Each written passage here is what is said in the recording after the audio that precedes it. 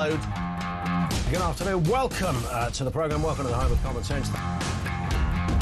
Yes, it's me again, your genial host, Kevin O'Sullivan. Top of the morning to you. This is Talk Breakfast. I'm Mark Dolan.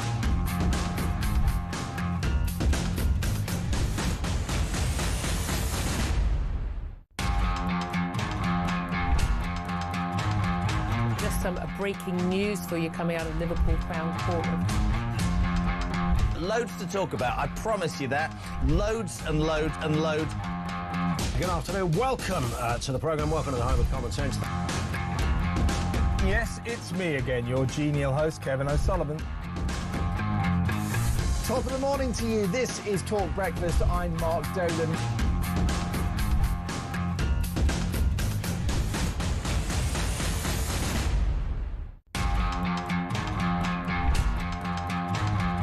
Just some breaking news for you coming out of Liverpool Crown Court. Loads to talk about, I promise you that. Loads and loads and loads. Good afternoon. Welcome to the programme. Welcome to the Home of Common Sense. Yes, it's me again, your genial host, Kevin O'Sullivan. Top of the morning to you. This is Talk Breakfast. I'm Mark Dolan.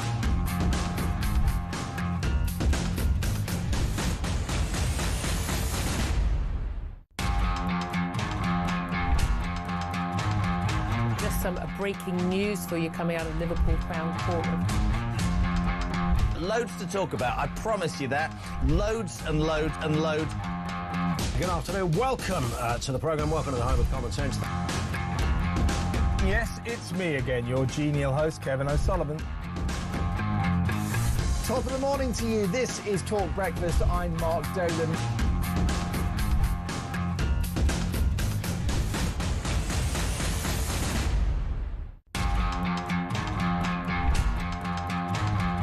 Just some breaking news for you coming out of Liverpool Crown Court. Loads to talk about, I promise you that. Loads and loads and loads. Good afternoon. Welcome to the programme. Welcome to the Home of Common Sense.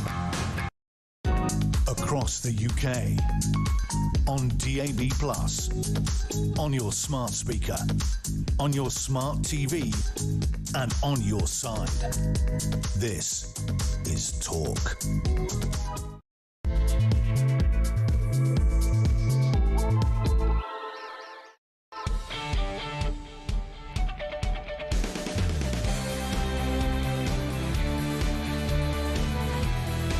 And good morning. Everything was plugged in, apart from what's it called? A microphone. That's the one. Yeah.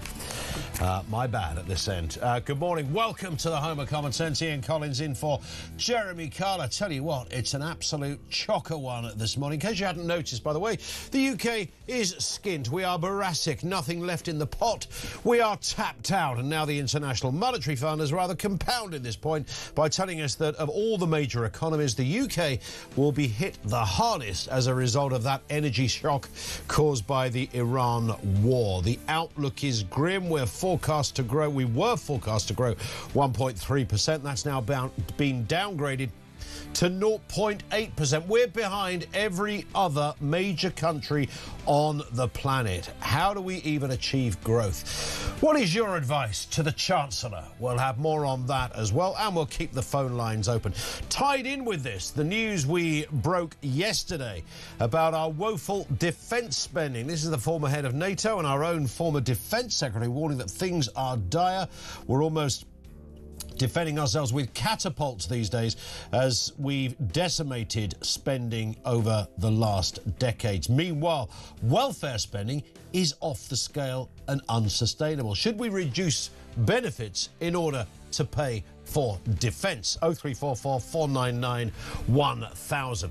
You'll like this one. Labour has now moved 10,000 migrants out of hotels into shared accommodation and military barracks as it seeks to slash the £4 billion cost of housing asylum seekers. The number in hotels has fallen by a third. However, we still have the same problem. People are crossing the channel, they're getting put into hotels. Shoving people into homes of multiple occupancy hardly solves the problem. We'll have more on that story as well. Also, Prince Harry has opened up about his struggles as a father. Look, most fathers just want to look after our families. That's it. That's really number one on the list. He's worth tens of millions. He's got nothing to worry about.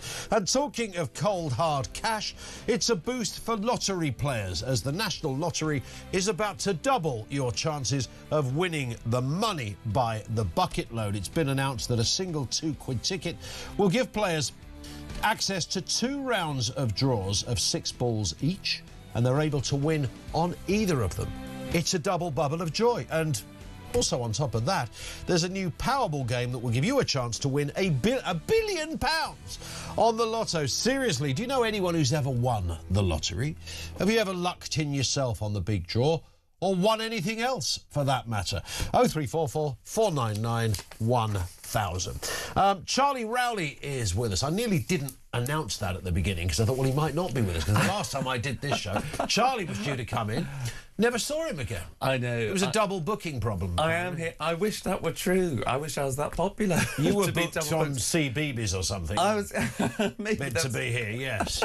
I should have been probably, but it's the only time in about almost 4 years of doing this where Thanks. I failed to set an alarm. I wasn't even doing anything, and I sort of woke up at about naturally 20 to 7 Yes. to a couple of missed calls from Christian. Couple? And then had to, and About 50. And I was guilt-ridden for the rest of the day. I mean, people thought it was a conspiracy because Jeremy wasn't here. They thought it was some sort of sabotage or... Yes, that's right. Jeremy's not here, so Rowley's decided. Where have they gone? They're on manoeuvres. What are they up to?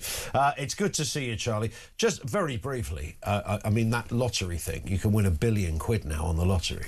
£1 billion. It's a lot of money, isn't it? Yeah. You know, with all the issues that are going on and all the causes that, you know, I think we should be maybe spending money on, you know, the idea of winning £1 billion. I mean, it might... We're going to need to keep playing the lottery now because like everybody's skint. Well, exactly, yes, yeah. More and more people who aren't in work, that you were talking about earlier on, that might be on, you know, on the welfare state, relying on the welfare state, they might think that their chances are high to cash in even more. Have you ever won? Do you play it? I don't play, no. The last time I think I bought a lottery ticket was for my 16th birthday. I think when you could play the lottery. I think it's up to 18 now. I might be wrong on that. But that was coming up to 20 years ago. What about that? Have you ever won anything else, though, for that matter? I won an Easter egg raffle. Yeah, I got it was in the local coffee shop as well. I bought a ticket for some good cause. Fantastic. Went in there a couple of weeks later. I won the basket of eggs. Because my kids really needed extra Easter eggs. Can't say I've won that, but I feel I'm a winner every Wednesday, being here 6 till 7, especially on a day like today with you. Ian. Thanks for coming in, Charlie. Keep in touch. So we'd like to hear from you if you've ever won the lottery in any significant fashion or know somebody who has, or anything else for that matter. You know, there are these...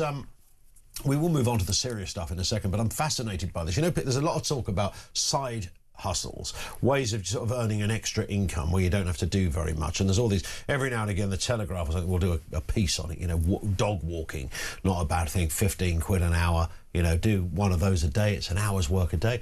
There's an extra, 75 quid out of nowhere. Often it's cash, obviously fully declared. Somebody once said to me that when it comes to side hustles, be a part-time competition enterer. You know, there's these websites where you can... So you're constantly in about 100 competitions to win a car, to win a holiday, to win maybe not lottery-style money, but to win some money, win a new kitchen, that kind of stuff. And there's people that do this. And is that because their chances are higher? I suppose if you've entered about 100... Well, if you enter, your chances are higher. Yes, mathematically, usually how it works. That is absolutely the case, Charlie. That university education was not wasted. If you enter the competition, you have a greater chance than somebody who didn't enter the competition. But surely it costs you if you're entering 100, around about 100 competitions. I mean, but your chances must be. Well, no, most of them are low free to compared to, enter because most of these things are about munching up data, I think, aren't they? So they get your details and you're on a database. So you'd have to come up with maybe even a burner phone to use so that you're not bombarded on a daily basis by Japanese or Chinese car manufacturers. Well, it kind of reminds me of. Do you remember the Who Wants to Be a Millionaire scandal? Obviously, years ago. Yes, the Major, where the Major that won the Coughing Major. But he was part of a network of people that were serial just entries. So they, groups of people, and then they discovered this whole network of people that are applying for those kinds of shows to win cash. And some won legitimately, and then obviously walked away. But the way in which that they continued to apply, they got on the show, and then their sister-in-law got on, and then their cousin, whoever it was, because they were all. They were all able to work out how you could get onto the show better and increase your chances. Therefore, if you're on the show, you increase your chances of winning. Yeah, I once saw this is absolutely true. I was watching Who Wants to Be a Millionaire, and a girl. Let's put it this way: a girl I once knew in Blackpool. Okay. I'll go no further than that. Not for very long, let's put it that way. All right, so as much information as you're getting. Turns up many years later, but I recognised on Who Wants to Be a Millionaire. I thought, if she gets the jackpot, my life took the wrong turn.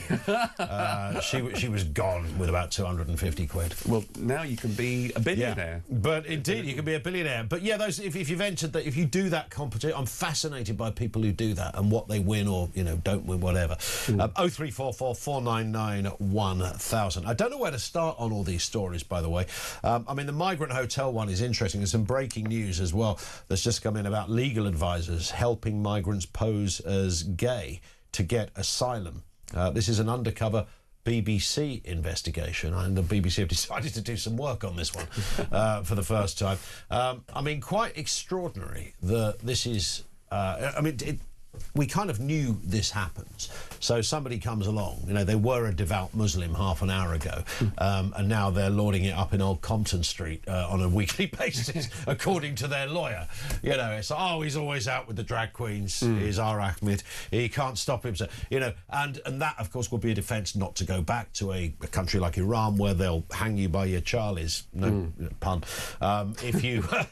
if you so much as suggest you might not be straight.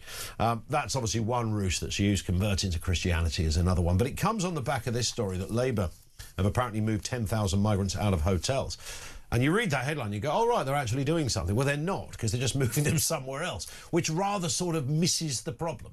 Absolutely, yeah. Moving people out of those hotels into either mixed accommodation, sometimes then will become overcrowded accommodation in communities, so you're embedding people that arguably shouldn't be here in the first place or who are still waiting for their asylum application to be processed. They are still in the country, and that's the scandal of it all. A government can herald closing down the hotels, which are a cost to the taxpayer, but you're just moving the problem around. But if you want to achieve something by saying, OK, we're shutting the hotels, it's one thing, but you can't herald that as a big success when you're seeing still thousands and record numbers of people make that crossing in the first place. So you can close down whatever you like and repurpose or rehouse people, whether it's, as I say, repurposing old military bases, whether it's putting them in those HMOs, houses of multiple occupancy, but you're not really tackling the problem. It's just very clear cut now. Either you're allowed into the country because the government has decided that we can help a particular part of the world where it chooses, like we did for Ukrainians, like we did for for people from Hong Kong, like we did for people from Afghanistan and Syria, where we knew that there was a direct link, where we could help, where we might have been involved, and so we're trying to do the right thing. But where people are coming into the country, regardless of their background or regardless of whether they are gay or not, and this story is very, very interesting. People using that as a way in which to get the asylum. If you shouldn't be here, you shouldn't be here at all. You shouldn't be in a hotel, you shouldn't be in HMO, you shouldn't be put up in an army barracks waiting for your process to be claimed. As you say, whether you're gay or not, or whether you claim to be a particular age and you've got a beard longer than mine, people are, if they shouldn't be here, they should be deported. One immigration advisor boasted he'd spent more than 17 years helping bring fake claims and said she could arrange for someone to pretend they'd had a gay sexual relationship with a client. So they go the whole... I don't know how far they go with this, but I mean... but nonetheless, I mean, that rather shows you... We've sort of lost sight of what a refugee is meant to be. And I think that's the most disturbing thing about this. This country's got a great, proud track record. Historically, it's there. It's demonstrable. It's proof that over the years, you mentioned Ukraine and Hong Kong, in recent years, you know, post-World War II, we've been there. People escaping a tyrannical regime, people whose lives are in peril, people who are running away from some dictatorial madman who's going to wipe out their family. We all get that. I don't think anybody is buying into the idea that the average Joe that pops across the channel on a rubber boat is one of those people, and that's the problem. So I'm pretty sure there's going to be a new class of young people growing up in this country who think that refugee status is just coming to the country because you've chosen to live somewhere else. They will, but I'm not saying they endorse it. They will assume that's what it means, or they wanted to come here. The circumstances will become irrelevant. We see it with this. You know, we've got tens of thousands of people crammed in hotels. Now those that are not in hotels are being moved into homes of multiple occupancy, some into kind of army barrack, former army barracks and the like down in Crowborough in Sussex. They have a big issue with that. It's not about suggesting, not every one of these people is a criminal or a sex offender. Nobody's suggesting otherwise. But the point is, when you have undocumented people, you don't know who's a wrong 'un. So we're playing Russian roulette with tens of thousands of mostly young, average age 23-year-old men. That is dangerous. Even if you park that to one side, which, by the way, you shouldn't, it's an economic argument, right? I mean, the economics of this are absolutely massive. There's a £4 billion housing cost. It's kind of interesting that the hike required for defence spending from this government is around about an extra £4 billion that they need by the end of 2027. So the numbers are there. They're glaring. They're there for all to see. And no one's doing anything about it. This government will claim, they'll go, look, we had great success with the migrant thing. We used to have all these hotels. We don't have them anymore. Why don't you just put people somewhere else? Yes. It doesn't solve the problem. Exactly. You're just moving people around. You're absolutely right. There's no success story in that. And you're totally right, because people will see just the idea, if you've hopped in a small boat and crossed the channel, yes, because you've made that journey, there's this assumption, particularly by those, you know, arguably more on the left, that will say, well, because they've made that journey, they must be in peril. How hard-hearted of us, commentariat sort of classes to say that, that they shouldn't be here. But you're absolutely right. It's about recognising that for every one person that is in the country illegally, that has got on a small boat, that has come into the country illegally, that shouldn't be here, that is effectively, I can understand why people want to take the chance and come to the UK. We should be a great country. But for every one person that is currently put in an asylum hotel or an army barracks or one of those HMOs that you were just describing, that is denying actually someone with an actual genuine need, someone that we could actually be helping or should be supporting. Where the UK has been involved maybe in a conflict and where we should be supporting people, where we can help, maybe as we did for the people of Ukraine. Yeah. That was a great scheme where people opened their hearts and their homes to people. But even when people were escaping Uganda or Rwanda and these, back in the day and stuff, people, I mean, I'm not suggesting there wasn't such a thing as racism that people were affected by, but that's not really the point of this discussion. Those things didn't create these big protests and big concerns, because people could see these were genuine cases and people were escaping something absolutely horrendous, and the world played its part. Everybody shared a piece of the benevolence, as it were, and assisted these individual cases, and that was something that was seen as a positive thing by most people, those in genuine need. This is a whole different story. If you've got 50,000 people a year, it's funny, isn't it? I want to laugh when I use that figure. 50,000 people a year coming into the country. I have guests on who go, it's only 50,000, it's not even a football stadium. It's like, whoa. No, firstly, it is a football stadium. If you've ever been to Arsenal, that's like 3 times the amount of people that go these days on a good week. So I say this to Charlie, the Arsenal fan, you've had a terrible run. It's not been great. It's not been great. I know it's only a couple of days, just all top of the league. But anyway, nonetheless, I mean, the numbers are they're absolutely massive, and the economics around this are absolutely vast. You're talking about millions a day, 4 billion a year. Then you throw in NHS and goodness knows what else. We'll take calls on that. 0344 499 1000. What is your response to the news that Labour are moving migrants out of hotels? Hooray, you might say, but they're just moving them around the corner from your house into HMOs or the army barracks. Thoughts on that? Winning on the lottery. We'll talk specifically as well about defence spending. Do we cut welfare in order to fund defence? We'll come to that too. Our lines are open. You can voice notice 0344 499 1000 on any of those stories. We'll throw Prince Harry into the mix as well. Charlie Rowley is with us. 6:20. This is Talk.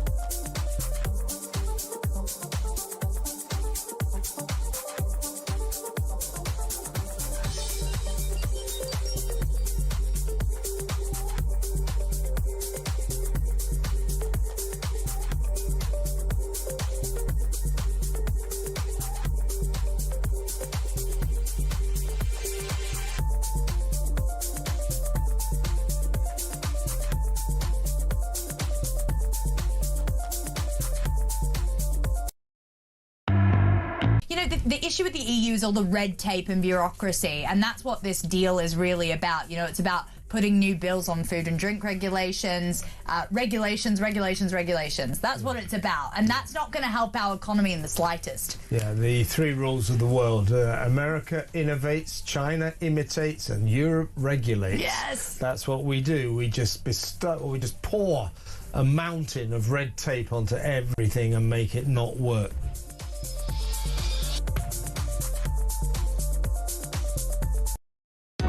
Across the UK, on DAB+, on your smart speaker, on your smart TV, and on your side.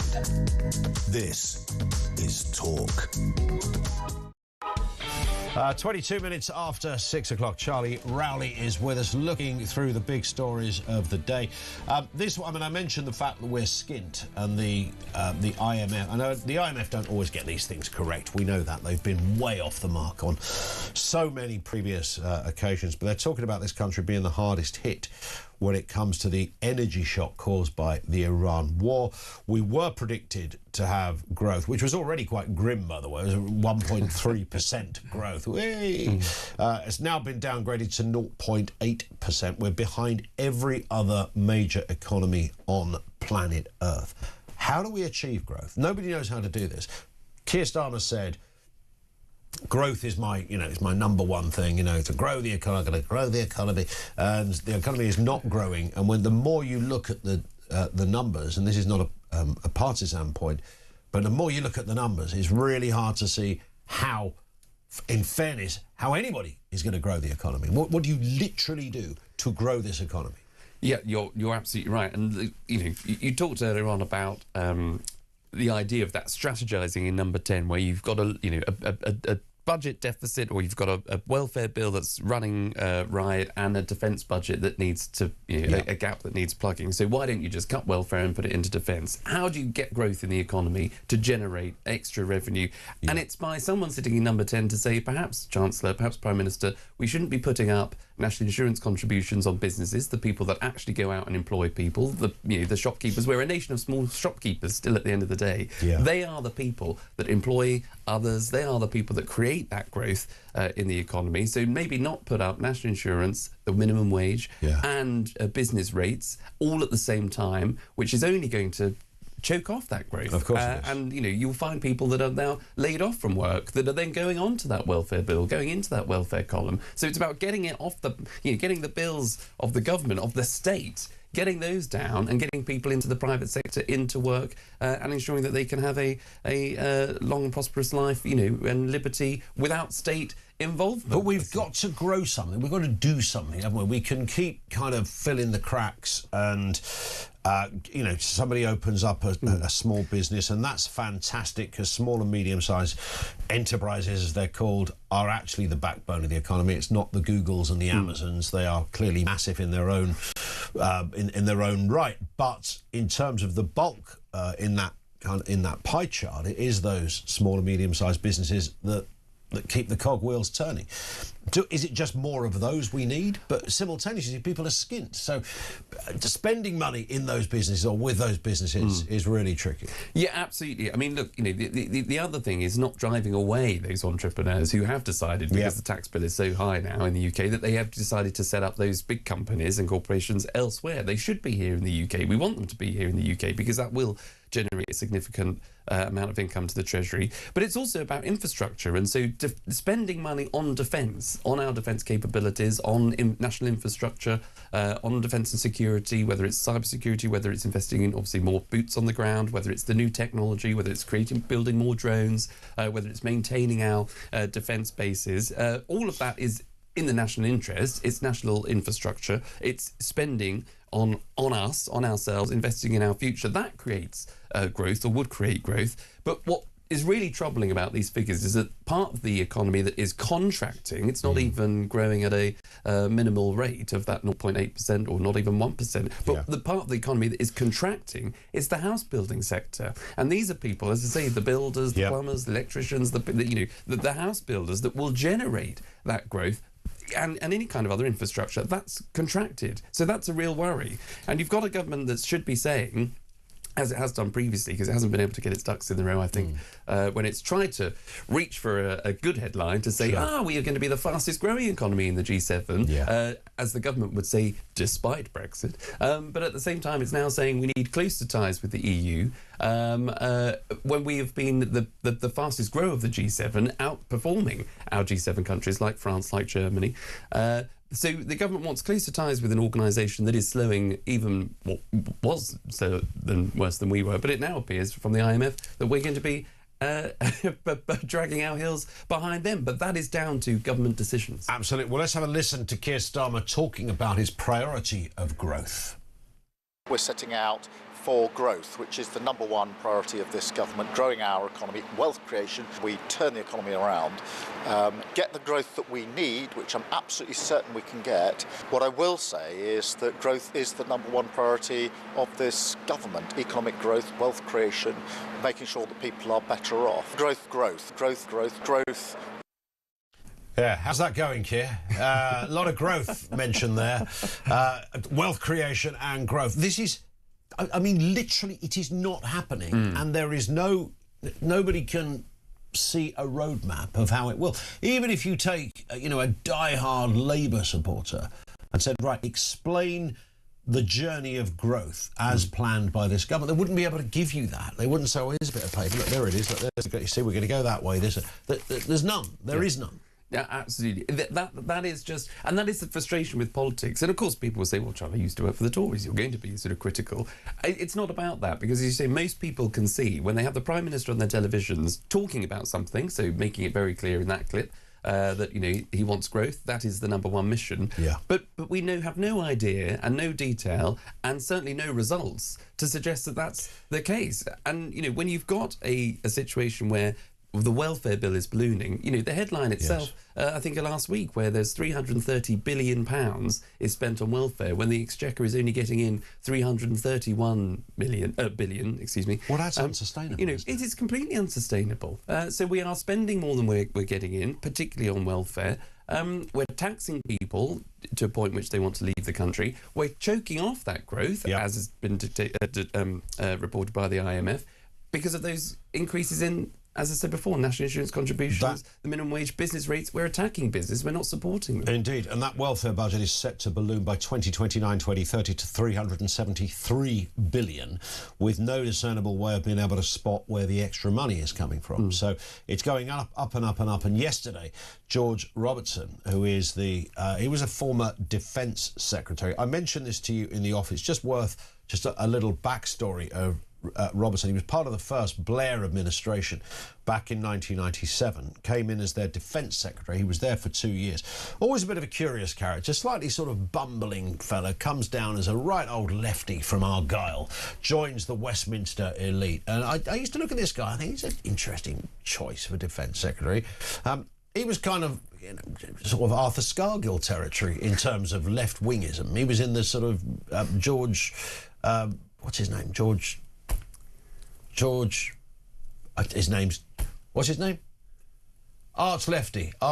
George, okay, Galloway. That's it, Galloway. Yes. George, I couldn't think of his name. Yes. Yeah, he was in that sort of territory. And then suddenly, this kind of slightly mad socialist becomes the head of NATO. And I remember hearing this thinking, I must have read this incorrectly. He's not. George Robertson is the head of NATO. And it turns out he's now a very respected sort of elder statesman. He's 80 years old now. He's done the job. People listen to him.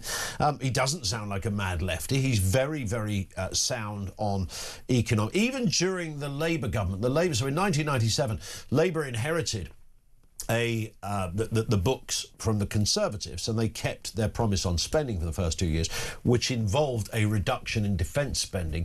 He argued like mad in the cabinet to kind of up this. He'd written so many papers on it as recently as last year to the government that he supports and said, you've got to do this. And then yesterday, he essentially came out and said, this is, corrosion of politics. There is a horrendous position that we've now found ourselves in, and we should maybe be looking at cutting welfare in order to prop up our defence spending, because our defence spending is woeful. A corrosive complacency in politics today, he says. Absolutely. From a Labour man. From a Labour man. To a Labour government. To a Labour government. Who was asked by that Labour government just 1 year ago to come up with a plan. He came up with a plan. They went, yeah, all right, yeah, we'll just put that in the shredder. Yeah, exactly. And backed also then by John Hutton, I think, another former Defence Secretary, Labour Defence Secretary. So, the government has got to listen. But, it seems... And this is, again, the frustration. It seems so blindingly obvious. When there is a black hole in our defence budget, that needs to be plugged, you've got to take that from what the government tried to do. I mean, I'll give it some credit, but it obviously failed, because it U-turned on just a measly £5 billion of welfare savings, couldn't get it through its own backbenchers. It tried to do that, so it's gone completely the other direction now and is spending more on welfare when it should be cutting welfare. And what really grinds my gears, and you're right, I said this to you in the office outside, when you then hear other Labour figures like Harriet Harman, who was given a recent podcast, saying we should look for savings as part of the triple lock for pensioners. Yes. Now, we can have a whole conversation about the triple lock. I actually think it should be protected because of the basket case that is adult social care, and it might be too costly to make it means tested, and now there will be people who are very rich pensioners that end up getting a benefit, but it's more costly to do it means tested. But that's one thing. But why focus on the pensioners? Why focus on that end of the scale when there are so many inefficiencies in things like welfare? It should be cutting welfare to fund defence. That to me is a no-brainer, which I think many people across the country will agree with, but Labour just can't seem to get that message through. Well, between universal credit, disability, carer benefits, I mean, some of this is legit, by the way. Nobody's suggesting getting rid of it. It's a case of refining it and make sure it goes to the right people. Child benefit, family support. Collectively, you've got about 100... I mean, they always talk about the state pension being the highest amount, about 125 billion of the overarching figure. If you collectively look at all the other benefits, it's actually greater. And the huge increase in all of those benefits, that's the disturbing area. Should we cut welfare to fund defence? Let's have a listen then to the former Defence Secretary and former head of NATO, Lord Robertson. I spent the best part of a year working on the new government's strategic defence review, and I can tell you now, bluntly, the conclusion of all of that work. We are underprepared, we're underinsured, we're under attack, we're not safe. Bluntly, that is the underlying message that we got. And the current conflict in the Middle East has to be a rude wake-up call to this country. On top of what we've already seen in Ukraine, it should remind us in the United Kingdom of our vulnerabilities. And there are many. The cold reality of today's dangerous world is that we cannot defend Britain with an ever-expanding welfare budget. Wow. That was him last night speaking in Salisbury. I mean, it's an absolute swipe at the government that he supports. And he's right. But where does this go? Do we literally have to go, right, OK, we're cutting welfare? They're never going to cut welfare. They tried to address not even cutting welfare, just to address the pace of increase of welfare. And the backbenchers, the Labour backbenchers, lost their minds over this. They went running around like zombies, going, oh my God, he's mentioned the word welfare and cuts in the same sentence. So Starmer didn't go with it. He's saying there, we're not safe. Yep. We are not safe. Former head of NATO, one of our own. Yep, strong stuff, and couldn't be more blunt about his assessment. And it's, as he said, it's taking him just over a year to come to that conclusion. Well, this government's been in for coming up to 2 now, and we're still not seeing that funding in defence. And what's damning for the government, I'm afraid to say, is because it comes against the backdrop of us just trying to send one ship, HMS Dragon, during obviously in Iran. She's still going the old crisis. Dragon. We couldn't even send that on time. And then of course when it docked in Cyprus, or I don't think it actually made it to Cyprus, it was in the Mediterranean somewhere, it had water supply issues. So I think the toilets weren't working effectively, is what I took from it. Yes. We became a laughingstock. This only emboldens the serious point to it. If that wasn't fast on its by itself, this emboldens our adversaries like Russia, who then decide to send submarines and frigates through the channel to then over the path that they take is over all of our underground cables that have a huge amounts of data, whether it's security, whether it's banking, finance, technology, government information. Of course, we see them and we follow them, but the idea that they feel emboldened enough to do that, I think, is very telling. We are not able to defend ourselves, and that is the first responsibility of any government, which is to defend its citizens. Absolutely. Charlie, thank you. We're not safe. Do we cut welfare to fund defence? Your thoughts on that? 0344 499 1000. Asylum hotels. The UK is royally skinned. On a lighter note, have you ever won the lottery? In fact, have you ever won anything? Did you go on Bullseye and win the speedboat, even though you lived in a block of flats? Did you do anything that actually made you slightly richer? A new kitchen, I don't know, half a chihuahua, whatever it is you won. If you did and you won big or even small, we'd like to hear from you on a lighter note. 87222 if you're messaging in. Let's get a voice note on Asylum hotels. Morning, Andy. Morning, Ian. It's Andy from Hull. Just with the government saying that they're moving migrants out of hotels, well, they're the only people I know that can cut the meter off the bottom of a blanket and stitch it to the top and tell everyone they've got a longer blanket. They must think we're stupid. They're unbelievable, isn't it, mate? Have a good day. Good show.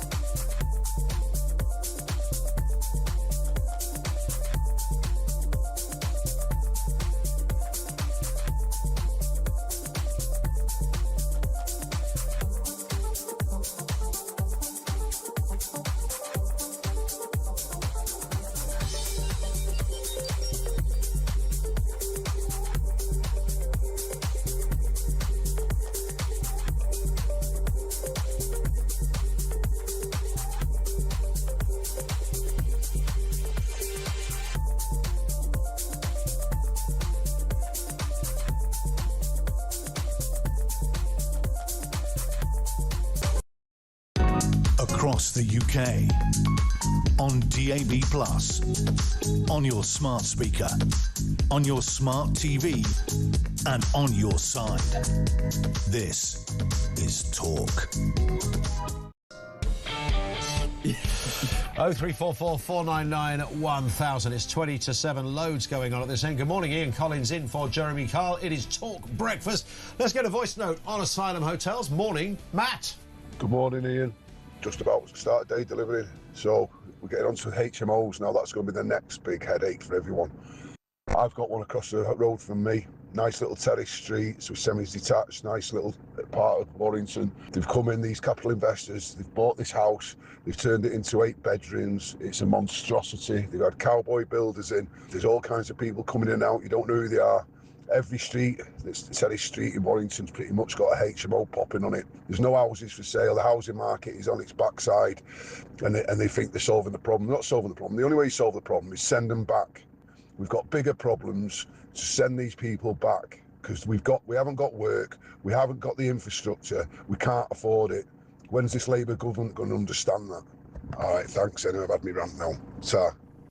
Matt, that's brilliant. There's a number of reasons. The first thing I picked up on that Matt there, he's about to start his day's work. He's up early doors like good old working Britain, doing his thing, contributing to the system. And you look across the road and you see a house in the circumstances that Matt just described there. And you think, well, part of you thinks, why am I going to work? What's the deal here? There's a load of people who just literally pitched up on a boat, don't know anything about them. The place is in disrepair. Not the fault of the migrants, maybe, but it's cowboy builders. He said the whole thing. And there's Matt and others going out to earn a day's crust. Watching this unfold over the road from him. Yep. I mean, it's almost like you're on some kind of crazy hidden camera TV show. Someone's going to knock on Matt's door and go, you know that house over, it's just a set we built. It's not real, mate. Yeah, you've won this trophy. Hey! And Noel Edmonds will come out and say, gotcha. I know. Exactly. And it wouldn't, it would be comical if it wasn't so tragic. Correct. Because, as you say, there are people who, like Matt and others, who, as well as going to work and who, as part of their taxes, is funding that kind of shoddy renovation by the sounds of things. Matt won't be able to get a GP appointment very soon. He'll have to wait probably about 6 weeks. Won't be able to go and see a dentist for another about 6 or 7 weeks or longer. Isn't receiving the kind of support that those people, or the day trips and all the rest of it, the people who are coming to into our country illegally and getting that kind of service. And it is the broader point is kind of what we talked about before. Every one person that comes into the country illegally that is getting that kind of accommodation and support is denying someone, or I don't think actually the numbers are far too high. That's obvious. But, it's denying someone that actually, requires the help and support and would actually be granted asylum quicker in the country. It's the backlog of the processing because there are far too many people in this country, far too many people who we don't know where they come because they don't tell us where they're coming from. They lose their documentation suddenly across the channel. And it's the same with the welfare payments. It's the same with benefits. 100%. There are too many people that are claiming who shouldn't be, and that is denying the right of someone who is in actual need, in someone that does have a disability. But that requires the funding. other point he made in that voice note, though, was that what are these people going to do? What jobs? Seriously, what jobs are those people going to do? And the answer is probably none at all, ever. And the best you'll get is delivering cold chicken on the back of a moped. That you might do that, but that's it. So you're not ever going to be able, even if you wanted to be able to contribute anything. The chances are your command of English is not very good. So it's a completely ridiculous situation. Yep. And in an economy that is dying, can't defend itself, and we're importing 50,000 people a year. And that's just the channel migrants. There's all sorts of other forms of migration, of course. Yeah, absolutely. And it is those other forms of immigration which are obviously too high as well. But in order to stem that flow, people that do apply to come into the country and people who are coming legally, there is still a high bar. You have to be able to make a contribution. You have to be able to earn, I think it used to be £30,000. I think that's gone up significantly more. So those people who are still coming into the system to make a contribution, obviously welcome, and you will get a great life in the UK because you're contributing, you're working, you've got the skills that the UK needs. That's all great. But that's why the pull factor to the UK is so high, and that's why there are too many people who are simply chancing twisting their arm to come into the UK, hoping to apply, whether it's a bogus claim because they're claiming to be gay, as that breaking news that you talked about earlier on suggests.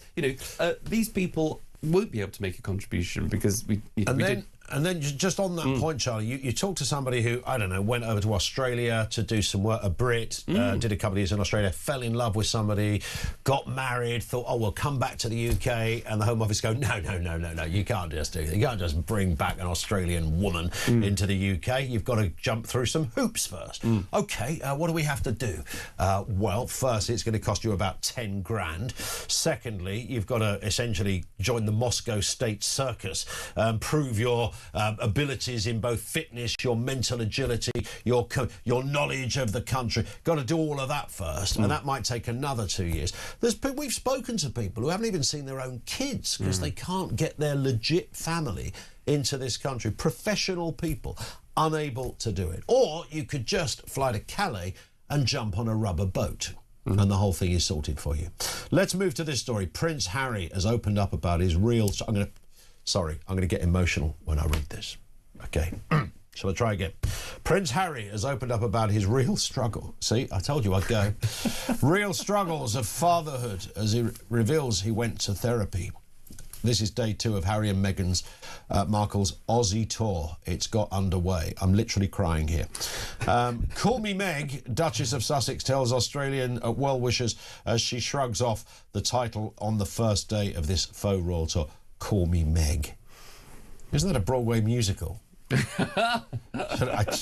Meanwhile, the King is set to address challenging nature of the US-UK relationship in historic address to Congress during his state visit. There's only one person to talk to about this. Kinsey Schofield, host of Kinsey Schofield Unfiltered, is with us. Can I call you Kinsey? Morning to you. Yes. Yeah, you can. And I have a tissue over here and a teeny tiny violin. Just wait, it's got your name on it, Ian Collins. Thank you so much. You're sharing my distraught nature and disposition this morning, Kinsey. So what I thought was really interesting on this tour is that somebody handed Meghan some flowers or something, and she immediately gave it to some sort of like lady-in-waiting character, as the Queen might do. That's even Princess Anne doesn't do that. She just holds on to them, and takes them home with her, sticks them in a vase. So they're making the most of this, Kinsey. That would be fair, wouldn't it? They are. It does conflict with one of the most famous images or videos of her after the Queen passed away, when they are doing the walkabout around Windsor, and a courtier tried to collect some of the flowers that Meghan had slowly been collecting, and she rejected that person, and she was criticized for that. So I don't know if she learned her lesson there and she's pivoted. But I have a scoop for you, Ian Collins. Yes, I'm hearing from Australia that today Meghan Markle is filming an episode of their Master Chef. I don't know what she can teach these people that they couldn't learn on Sesame Street after watching With Love, Meghan. But apparently she is spending some time there. I also understand that she's quietly announced that she's an investor in an app, like an influencer app, kind of like the Shop My page that she used to have, that she terminated shortly after launching it.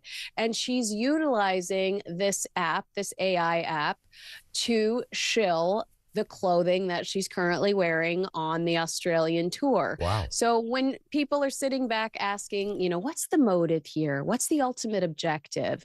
I feel like we're safe if we just continue to answer dollar signs. It's money ultimately. I would have thought, because she used to be an actress, of course. I don't know if you're familiar with this, but, when it comes to soap operas and those kind of programmes, America gave us Dallas and Dynasty, or Dynasty, as you guys call it, all of this stuff. We had Coronation Street and EastEnders. In Australia, they had a show, I think it's just coming to an end, if it's not ended already, called Neighbours. And this was huge, Kinsey. And if anybody should move into Ramsay Street, it's Meghan and Harry. I mean, they'd be perfect. I'd start watching if it's good enough for Margot Robbie, Ian, it's good enough for Meghan Markle. Yeah, okay? Who else was in there? Guy Pearce was... was it Kylie Minogue? Kylie Minogue started in Neighbours, yeah. There's there's another one bigger than that, whose name escapes me. Jason Donovan was there. Big Aussie actor. Who is it, Charlie Rowley? Brookside, Home and Away. They were all big Aussie things, weren't they? Brookside? Have I shown... I think Brookside was set in Liverpool. My lack of... close enough. Close enough, yeah. Charlie on pop culture. Yeah. Let's do an hour on that. So, Kinsey, here's the thing. Prince Harry's opened up about his real struggles as being a father. Look, being a father has many facets to it. I understand that. I think most dads, their sense is a sense of duty to be able to look after their family. That's it. And you want your kids to do better than you did. That's broadly it. When it comes to that, on that specific, but Prince Harry, I mean, they got $80 million for the Netflix thing. I don't think he's got any struggles in that department. Yeah, I mean, he said he started journaling during this time, started to see a therapist. He said that he would take Archie from Meghan, and he could sense that Archie could sense how stressed he was. And I guess he felt some guilt associated with that. But I just have a hard time hearing these two talk about parenting. They tend to contradict each other, I guess I should say they contradict their own actions, because they spend a lot of time in the United States talking about how we should all keep our children off social media. But anytime Meghan Markle has something to promote or sell, I get to see the back of Archie and Lily's heads on Instagram. So I don't really consider him an authority when it comes to the parenting space. Obviously, he's trying to be vulnerable. I guess we should celebrate that. But again, I'm so cynical about this, because at the end of the day, it's not a royal tour. These are not two working royals. These are two, commercially driven individuals. And I think that it's calculated that they tend to appear in spaces that Queen Elizabeth previously appeared at. They're trying to remind us of that royal proximity, the same way he did in Canada with the veterans. Here we saw them at the Children's Hospital that Queen Elizabeth had made an appearance at. And I think it's incredibly disrespectful, because I know you remember this, Ian. Queen Elizabeth specifically said no half in, half out. And what we're seeing is them bulldozing over King Charles and forcing this half in, half out. And he risks jeopardizing a very important mission at the end of April, when he's here in D.C. trying to basically mediate the chaos between Keir Starmer and President Trump. He risks distracting from that if he acknowledges these two. So they really are like a bull in a china shop and getting away with a lot right now. Are they trying? Do you think they're trying to get back into the royal family? Is this like a show reel, as it were, for King Charles, that they can go, look, we can still do it? The crowd showed up, or some people showed up. I don't think that they want to abide by the British royal family's standards, protocol, and rules, and they're just going to do everything on their own terms and, flog AI apps where you can buy Meghan Markle's ugly sweaters and make MasterChef appearances. I think that they are trying to do things on their own terms, and they're going to try to force the half in, half out. But I'm under the impression that if they continue to do so, Prince William will put the hammer down when he inevitably takes the throne. Yeah, I think so. Listen, Kinsey, great to have you on as ever. By the way, Russell Crowe was the other name I was trying to think of, who I think appeared. There you go. Yeah, there you go. It comes in the end. Thank you, Kinsey. Don't forget to check out Kinsey Schofield Unfiltered. It's a cracking listen and watch. Kinsey Schofield with us live from the States on that latest royal tour of Prince Harry. What do you make of them, Charlie Rowley? I know you're a big royalist. I am a big royalist, yes. Yeah. And I think the way in which these two have behaved, I don't want to go too harsh on Harry, because I always want to leave the door open to him. I know he's had a bit of a... I know he served in the armed forces, and, anybody that does that is obviously, to be admired. But he's acting like just a child himself. He's a boy trapped, I think, in a man's body at the minute in terms of his behaviour. But, call me Meg. Oh, we will call you Meg. Yes, because, you're not part of the royal family anymore. But you've retained the title of Duchess of Sussex. Yes, you don't have to call me your Royal Highness. We weren't going to anyway. No. We'll call you. We will call you Meghan, because that's the big M. That's who you are. And it's sad that they have to make money, or try and make money by PR in this way. The very thing that they said that they were leaving the royal family to get away from. Correct. The PR. We take a brief pause. We're back with more in a couple of moments. 0344 499 1000. You can voice note us on that subject. We've got immigration. We've got deficits. We've got the country is skint. Do we use welfare to fund, do we cut welfare to fund defence?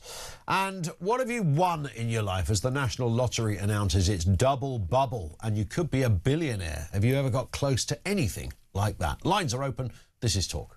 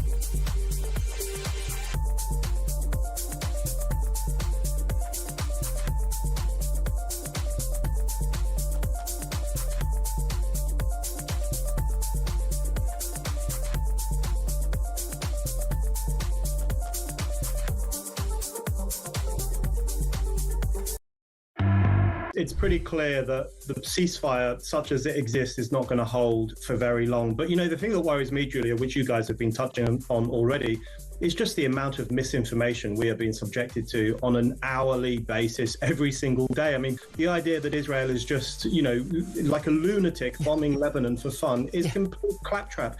Hezbollah has fired tens of thousands of missiles at Israel over the past 2.5 years.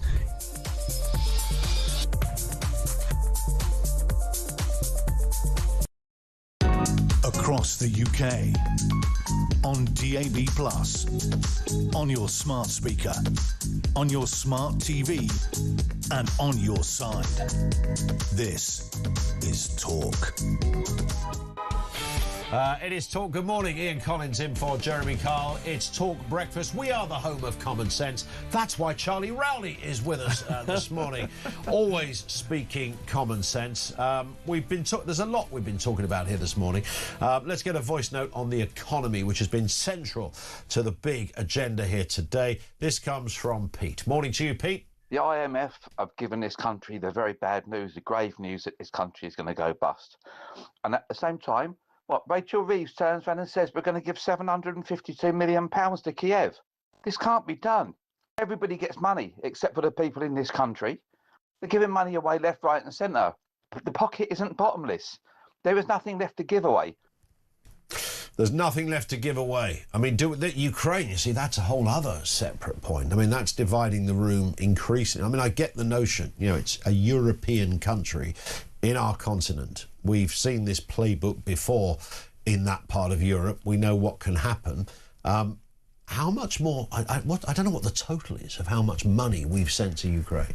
Yes, I mean, and people will want to look at that, and they'll want to question, you know, obviously the Prime Minister and Emmanuel Macron sort of hosting this coalition of the willing, which was at first an attempt to try and bring about peace and broker peace in that region. We're not seeing any results of that yet. We're now seeing, I think, the Prime Minister again and Emmanuel Macron sort of host some sort of joint meeting to deal with the Straits of Hormuz and sort of make sure that we're, as a UK and European nation, are getting... Have a listen to this. Sorry to interject, Charlie. As of March 2026, the UK has committed approximately £21.8 billion in total support to Ukraine. Yeah. that would take our spending on defence above 3%. Yep. If we did that. Totally, that would cover the 28 billion Yeah. black hole that the defence chief. But it's going to somebody else's defence. Yeah. Can't make that up. Charlie, good to see you. Charlie Rowley with us on the programme. Do we cut welfare and fund defence? And how do we grow the economy? Lines are open. This is Talk.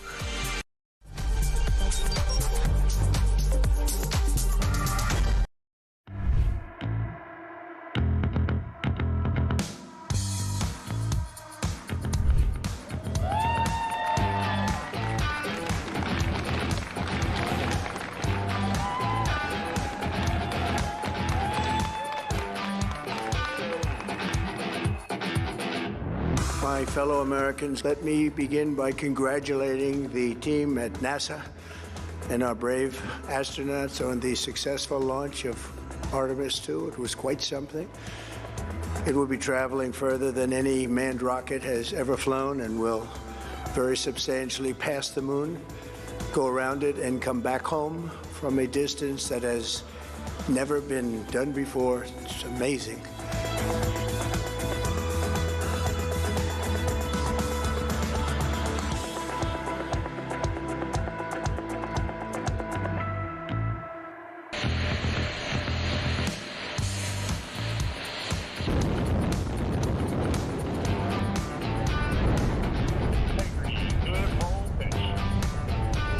Roger, roll pitch.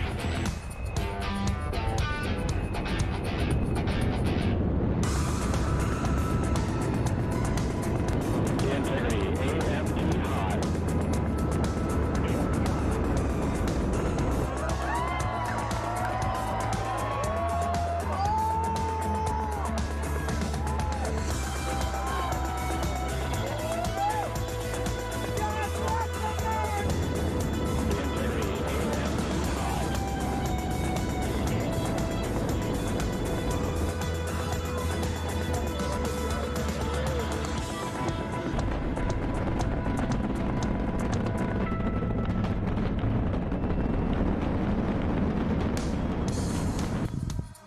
Due to that suit being pressurized and expanded, as well as the umbilicals being connected. We are now falling to the moon rather than rising away from Earth. It is an amazing milestone. We are standing by for the Integrity crew aboard Orion to surpass the Apollo 13 record. Integrity, we're now resuming operational audio contact.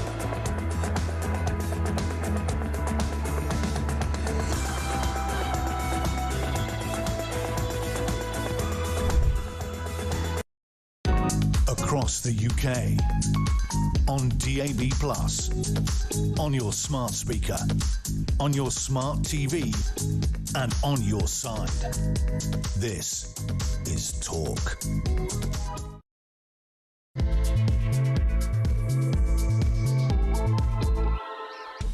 And good morning. Welcome Ian Collins in for Jeremy Kyle.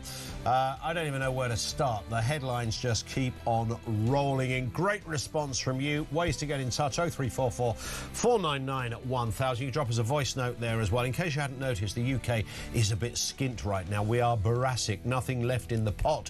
We have tapped out. Now the International Monetary Fund, they don't always get these things right, has rather compounded the point by telling us that of all the major economies, the UK will be hit the hardest as a result of the energy shock caused by the Iran war.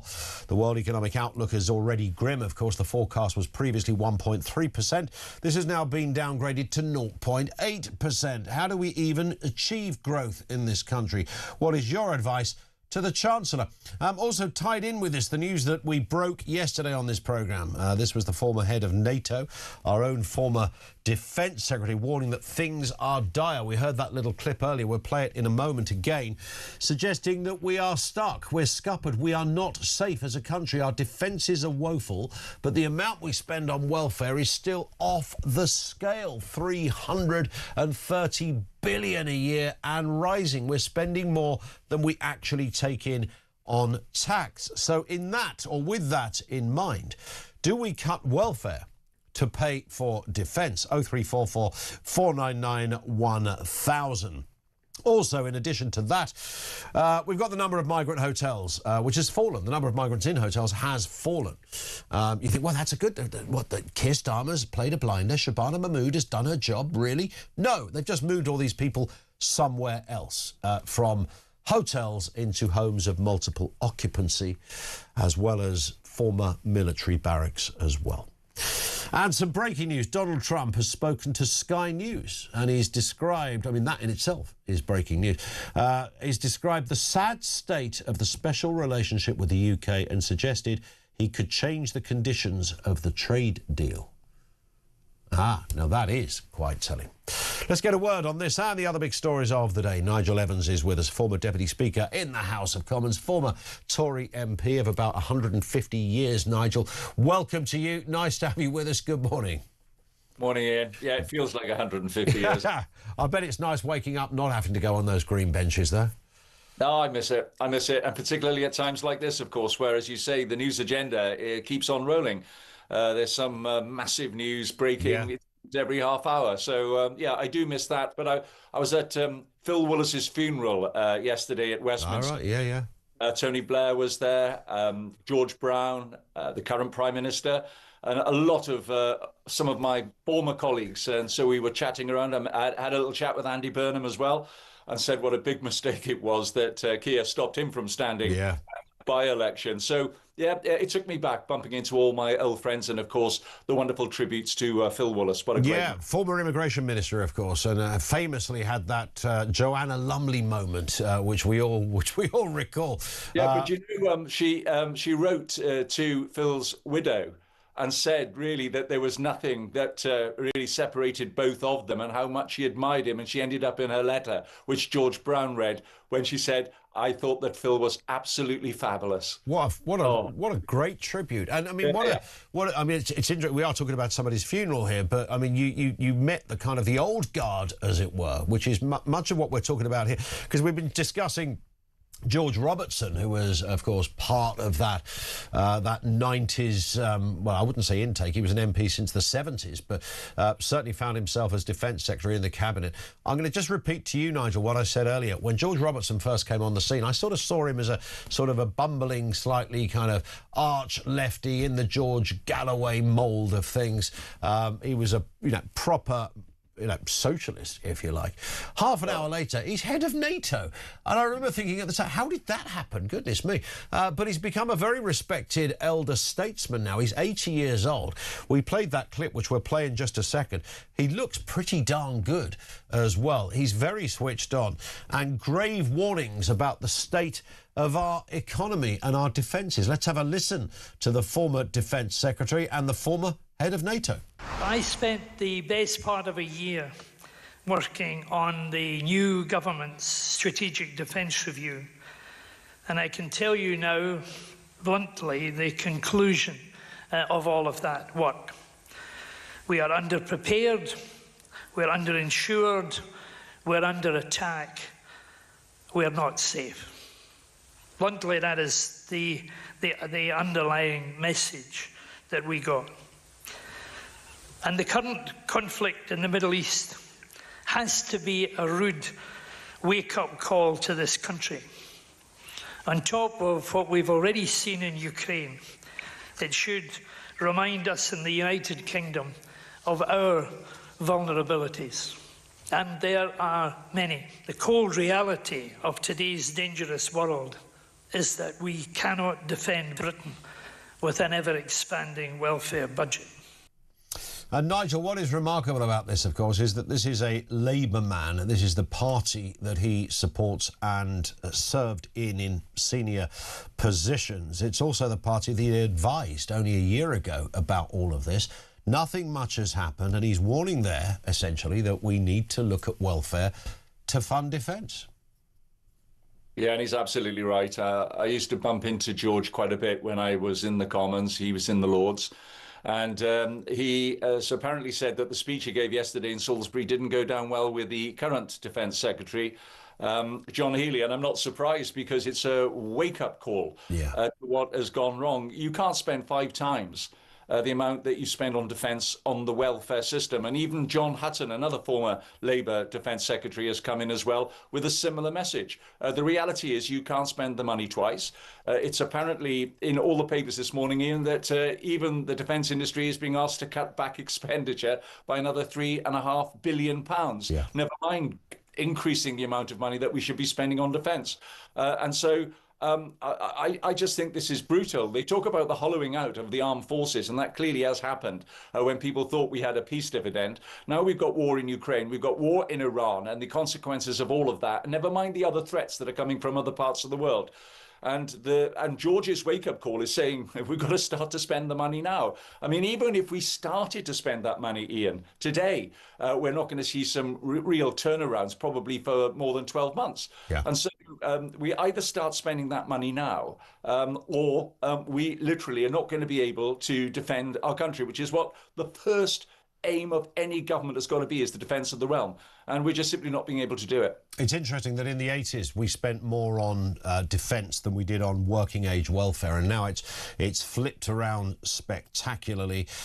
We're spending 70 billion on defence, 2.4%. The government want to get that risen to 2.5%, which is nothing really, by 2027. That would require an extra £6 billion. The aim is 3%. That will be another £15 billion by the end of the next Parliament, not this one, the next one. So the numbers are huge here, with no obvious roadmap to see how they're going to achieve it. No, and of course another wake-up call was, whilst we had the wake-up call from George in Salisbury, we had another wake-up call from Rachel in Washington, our Chancellor of the Exchequer. It was told by the IMF that we're now, it's been downgraded, our growth, by the biggest margin of all the G7 countries.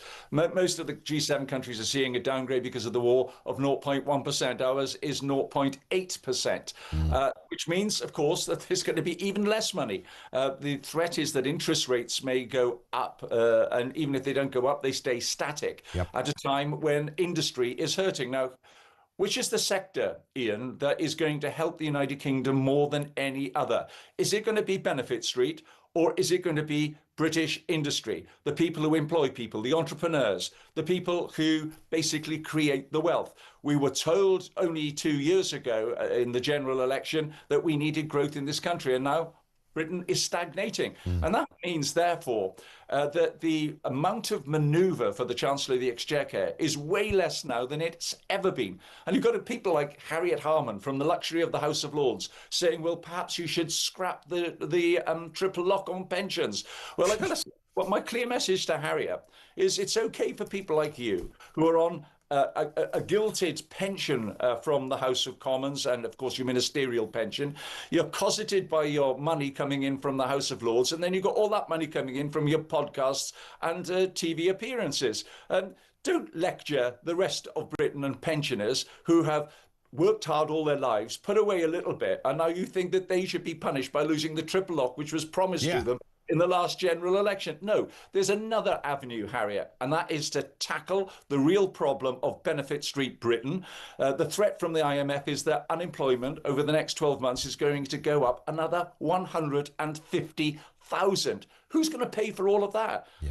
Further hollowing out of the defence. It's absolutely bonkers. And of course, there is one solution waiting there, Ian, as we all know, and it's in the North Sea. Yeah, that would at least begin the process. It's very hard to see, isn't it, when you try to objectively take a step back and you look at the economy. And Keir Starmer's made a great play about growth. Growth is exactly where we need to be. It's all about growth, and in fact, it's his #1 priority. Let's have a listen to this clip, Nigel, just to back up that very point. He's very serious, our Prime Minister. Here he is.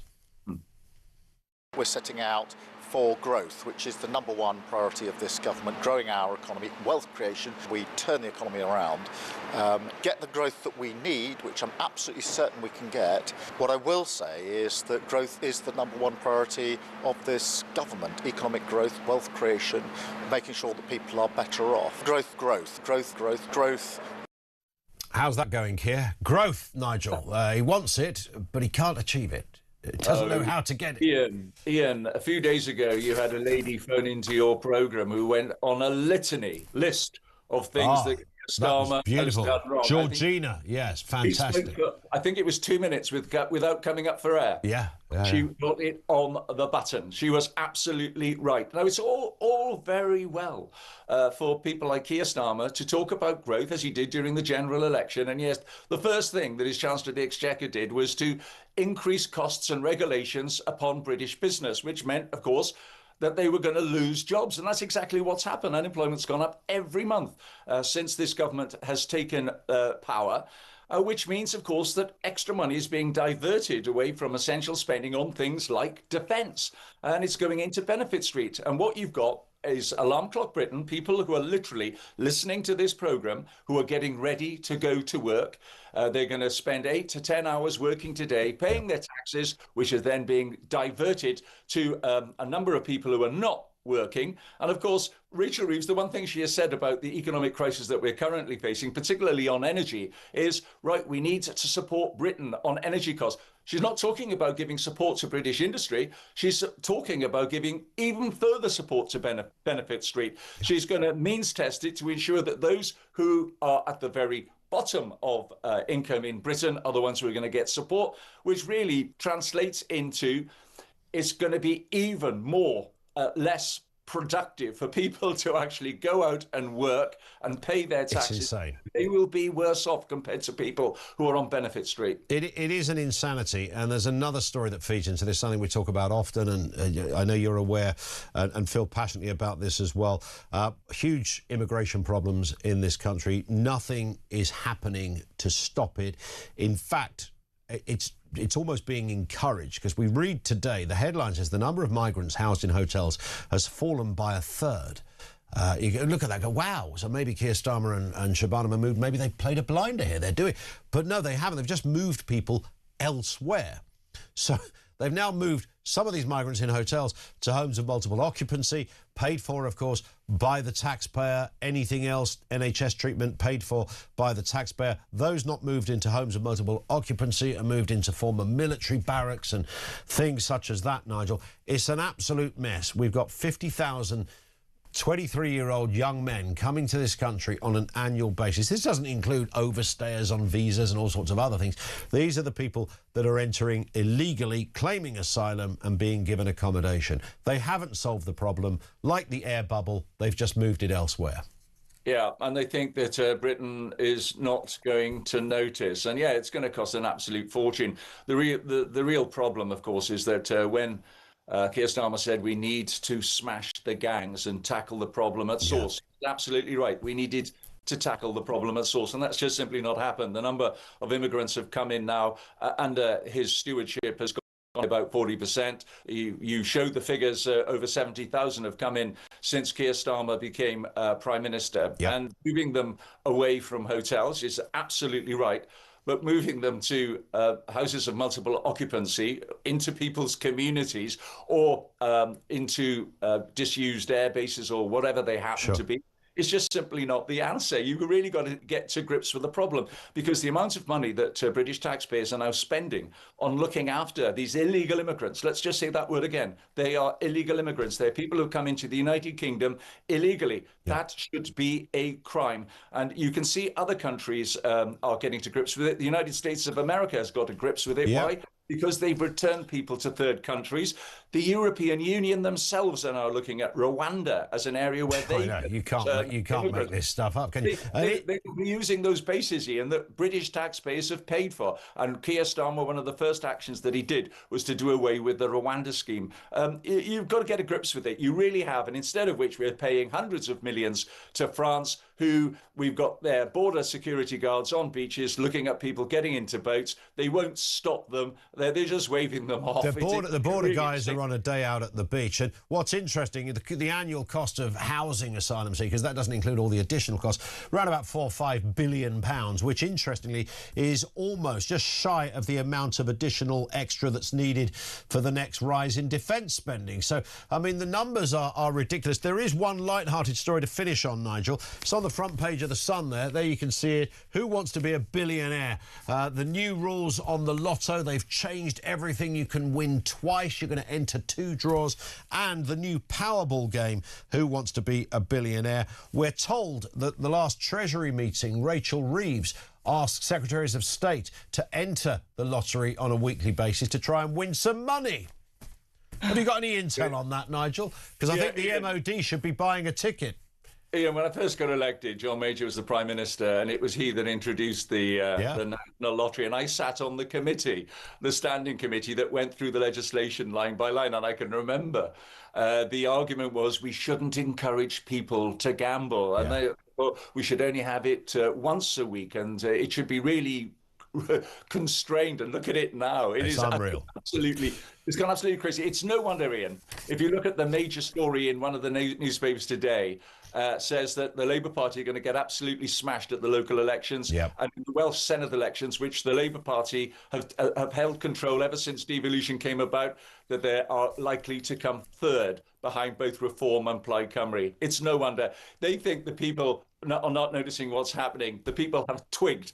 They've twigged, and they will react on May the 7th. Absolutely, absolutely. Nigel, great to have you on as ever. Thank you. Have a cracking day. Nigel Evans, former Deputy Speaker at the House of Commons, former Conservative MP as well. Over to you on all of those subjects. Anything you want to throw in, 0344 499 1000. The serious stuff that we're throwing out there, of course, growing the economy.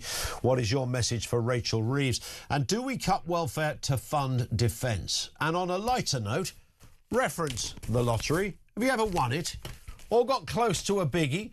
Or won anything else for that matter? Could be a car, a kitchen, or maybe a dog. We're all ears at this end. 87222 is the number to message. You want to leave a voice note or call in 0344 499 1000.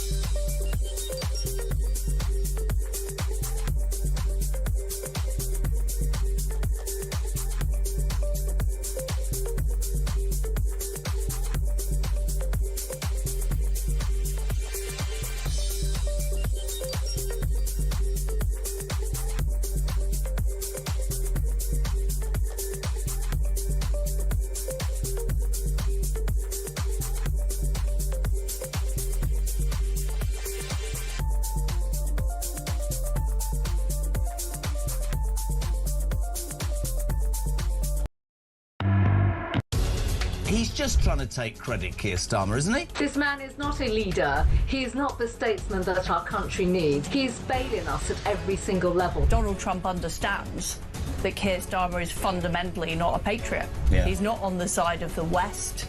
He's been appeasing the Iranians in order to shore up his vote in this country. In front of me is Waitrose, and I'm about to head in there. I literally openly put the stuff in my bag. I nervously walked to the front door, and away we go.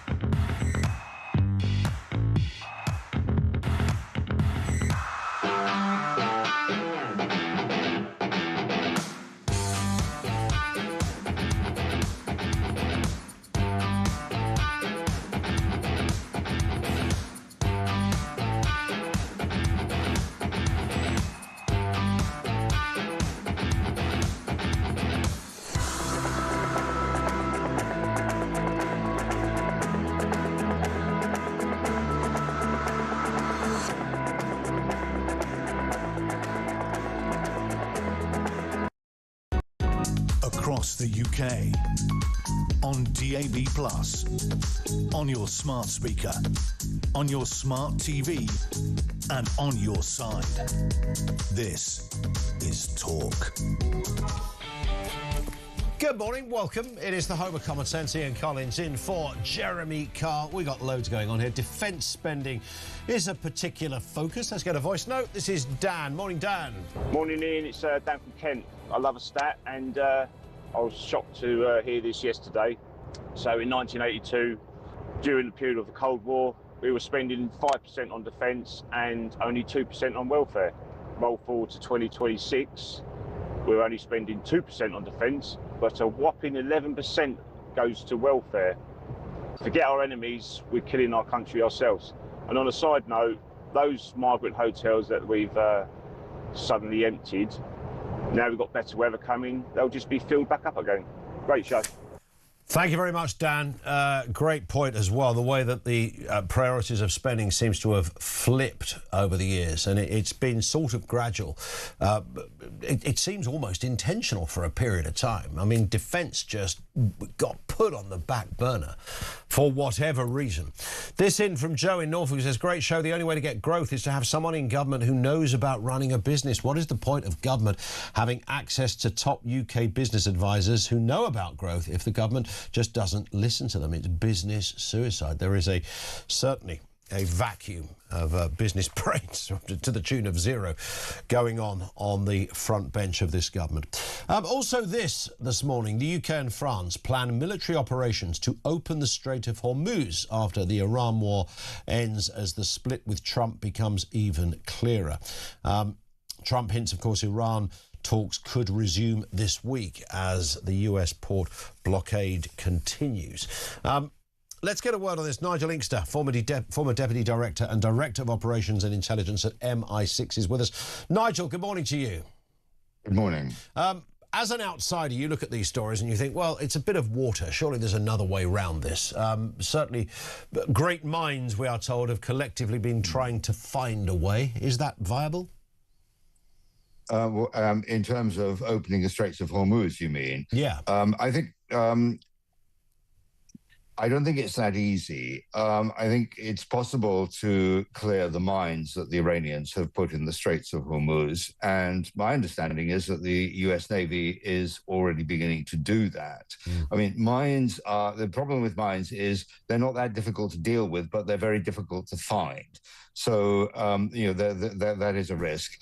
If a mine hits a modern double-hulled tanker, it probably isn't going to do that much damage. But the fact is that many shippers are not prepared, to undertake that risk. Sure. Because of course they've got to think about the safety of crews and so on and so forth. I think going onto land, which is the only other obvious alternative, risks getting drawn into a kind of Iraq-style forever war, and I don't think that is a very realistic option. So I think there is a need for patience here. There is also diplomacy going on. It looks as if there are going to be more meetings in Islamabad in the coming days. And of course, it's very difficult to know how what's left of the Iranian regime is to handle these talks.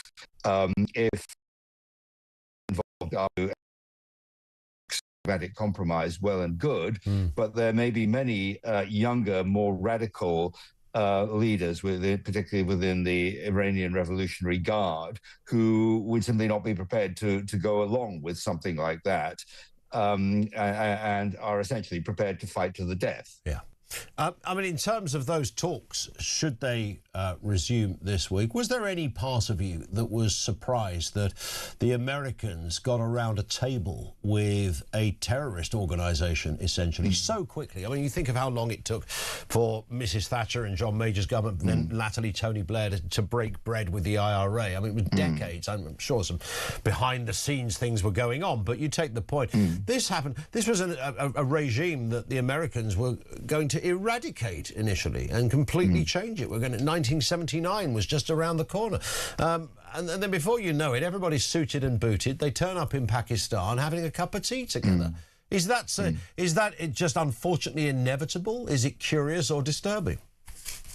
Well, all too often, sadly, you do end up having to negotiate with terrorists. As you said, we did that with the provisional IRA, and there have been other examples throughout history. The speed with which it happened, of course, is another matter. And I think this goes to the point that I think the US fundamentally misread the Iranian regime. Because in the present US administration, the belief seems to prevail that everybody is open to a deal. Now, Greek historians, ancient Greek historians, make the point that there are three drivers of conflict: fear, honor, and advantage. And the one that we all underestimate is honor. People sometimes fight when it's not obviously in their interest to do so. And I think this, Iran is a particular case where that applies. Something more domestic as well, just to get your view on as well, Nigel. Yesterday, British fighter jets were scrambled over fears of a suspected Russian long-range bomber approaching UK airspace. This does happen, it seems, from time to time. Should we be worried? Is it intentional from the Russians to do this? Are they saying, look what we can do? And are they a threat to us? Well, yes, they are signalling. They are saying, this is what we can do and what are you going to do about it? Are they a threat to us? Well, I think we have to assume now that they potentially are. Putin is 5 years into an ill-conceived war, which he's clearly not winning. The Russian economy is in serious trouble. It's been essentially militarized, the whole country.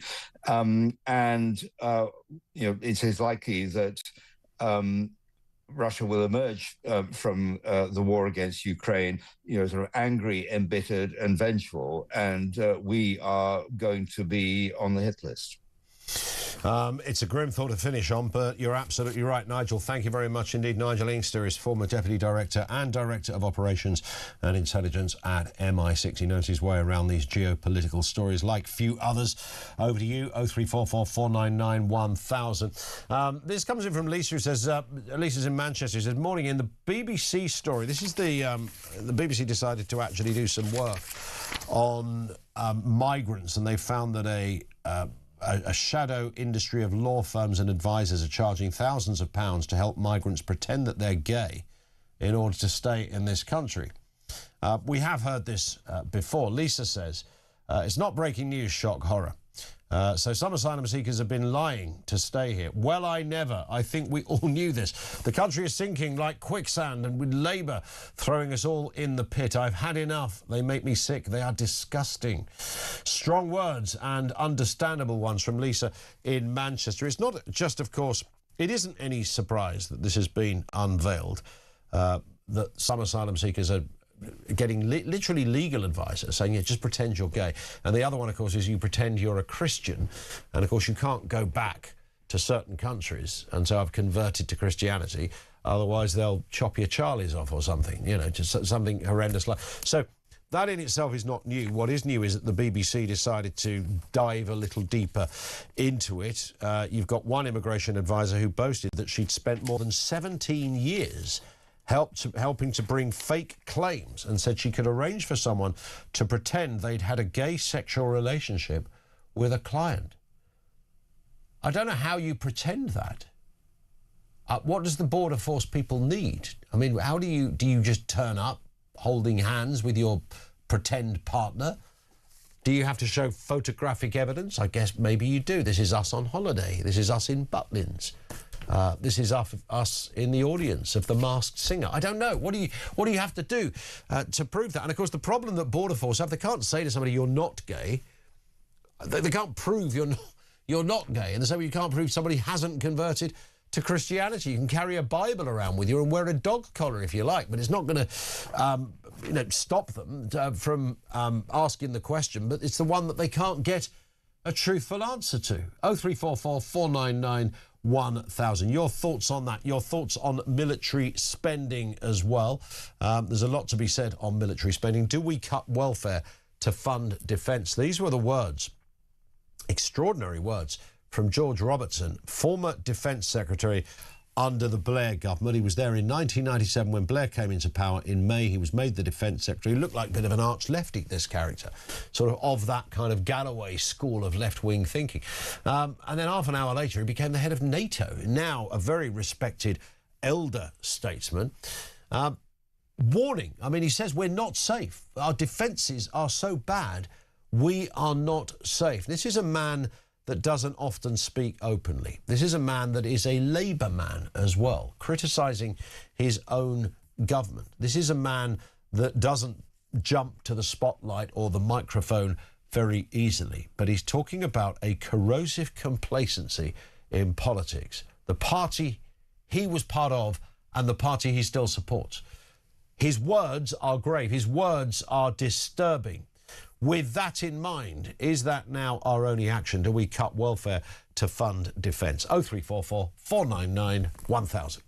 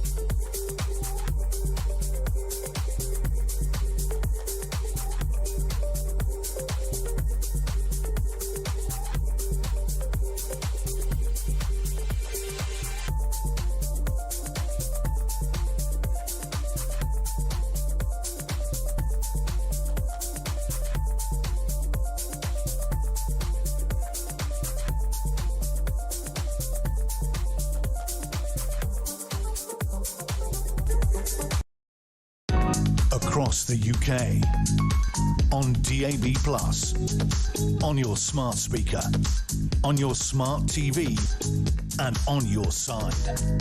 This is Talk. It is Talk, yeah. Good morning. Just gone 25 to 8.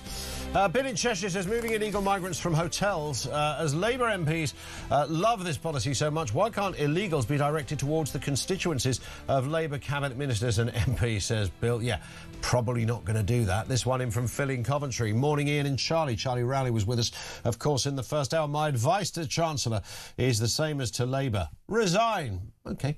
Call a general election. Stop all immigration immediately by whatever means. Replace the two-child benefit cap.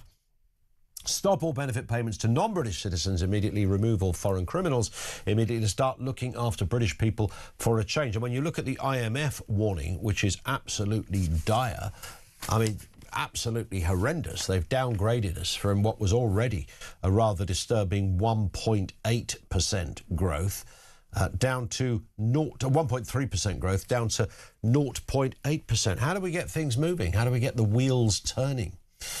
Ed Miliband thinks he has the answer, of course. Ed Miliband thinks he knows exactly what he's talking about, and that is, of course, to, essentially just get some more windmills and solar panels. Harry Wilkinson is head of policy of the Global Warming Policy Foundation. Morning to you, Harry. I don't know why you didn't see the memo on this. Just build some windmills, put some solar panels up. Everything's free. Life's good. Nothing dies. Energy is, in plentiful supply. What's not to like about Ed Miliband's big plans? Well, it's not just Donald Trump. It's it's Tony Blair, it's the Renewables UK organisation. All these people are actually telling Ed Miliband, you know, we can't just pursue this renewables only approach. We have to do North Sea oil and gas drilling as well. We're in a crazy situation at the moment where we have this very significant resource right on our doorstep, but we can't use it. And the question I'd ask to Ed Miliband is, how does using relatively more oil and gas from our own resources compared to what we have to import from abroad, how does that make us less energy secure? How does that push energy bills up compared to what they would be otherwise? And, you know, there's nothing that would change on the demand front. You know, people can still have EVs, they can have heat pumps, whatever Ed Miliband wants, but that's one side, and the other side is the supply picture. Surely we want that lower emission UK gas compared to the higher emission LNG that we're having to import at the present moment because we're running down our own supplies. Well, let's have a little listen. Just to give you, those who are not familiar with his evangelical position on these things, this is Ed Miliband on homegrown clean power. The truth is, our country remains in the grip of fossil fuel markets controlled by petrostates and dictators. That's why our energy bills are so high. There is an answer: clean, homegrown power that we control. But to bring it to people's homes, we need to build the transmission infrastructure to make that happen. Now, we believe that if you live close to that new grid infrastructure, you should see direct benefit in your energy bills. And with the plans we're announcing today, you'll get up to £250 a year off your bills. I know this won't satisfy everyone, but it is a recognition that if you host clean energy infrastructure, you should benefit from it. Well, that's what Ed Miliband says. No surprise there. We've heard him kind of repeat this broad message, Harry, many times. Let's just have a listen to what Donald Trump had previously said in front of our own Prime Minister on these issues. Have a listen. Wind needs massive subsidy. And you are paying in Scotland and in UK and all over the place where they have massive subsidies to have these ugly monsters all over the place. They also kill all your birds. You know, they wipe out. You know, it's interesting. If you shoot a bald eagle in the United States, they put you in jail for 5 years. And yet windmills knock out hundreds of them. They don't do anything. You explained that. So it's a very expensive energy. It's a very ugly energy. And we won't allow it in the United States. So we believe in a mix, and obviously oil and gas is going to be with us for a very long time, and that'll be part of the mix, but also wind, solar. All part of the mix. I mean, they do have solar, they do have wind turbines in the United States. I think Texas have got a whole multi-billion-dollar industry around that, and solar panels and the like, Harry. But you, as you just alluded to, you don't have to get rid of, you know, you can keep one and still have the other if that's what you want to do. And of course, this comes as Donald Trump has doubled down, Harry, on this. He says Europe is desperate for energy, and yet the United Kingdom refuses to open North Sea oil, one of the greatest fields in the world. He says it's tragic. Aberdeen should be booming. He says Norway sells its North Sea oil to the UK at double the price. They're making a fortune. The UK, which is better suited on the North Sea for purposes of energy than Norway, should drill, baby, drill. It's absolutely crazy. They don't. And no more windmills. He's doubling down, Harry. He is. I mean, the key point to make here is that we still rely on fossil fuels for 75% of our energy needs. They are overwhelmingly supplying most of the energy we use. It's easy to get sidetracked by looking only at, you know, electricity markets, but the wider energy picture, when we think of the gas we're using to heat our homes, we think of the, you know, the petrol and diesel that we use to run our cars. We look at the picture in the main, we still absolutely rely on, we need that oil and gas, and we simply don't have the luxury to be turning our nose up at our biggest energy source. We have to be looking at ways to get that down in price, and that means more domestic extraction, at the same time as looking at a range of other areas. But how on earth does it make sense? One analogy that I heard was, what we're doing with electricity is like choosing, you know, moving away from a fixed or a tracker rate mortgage that is occasionally expensive, i.e. gas, to a fixed price that is always expensive. When you look at these contracts that Ed Miliband has signed with new renewable generators in the North Sea, that's primarily offshore wind turbines, he's just agreed 20-year contracts for these projects, which guarantee a high price. And that's a price that's actually way in excess of what the Committee on Climate Change predicted wind would cost in their assumptions when they looked at the cost of net zero.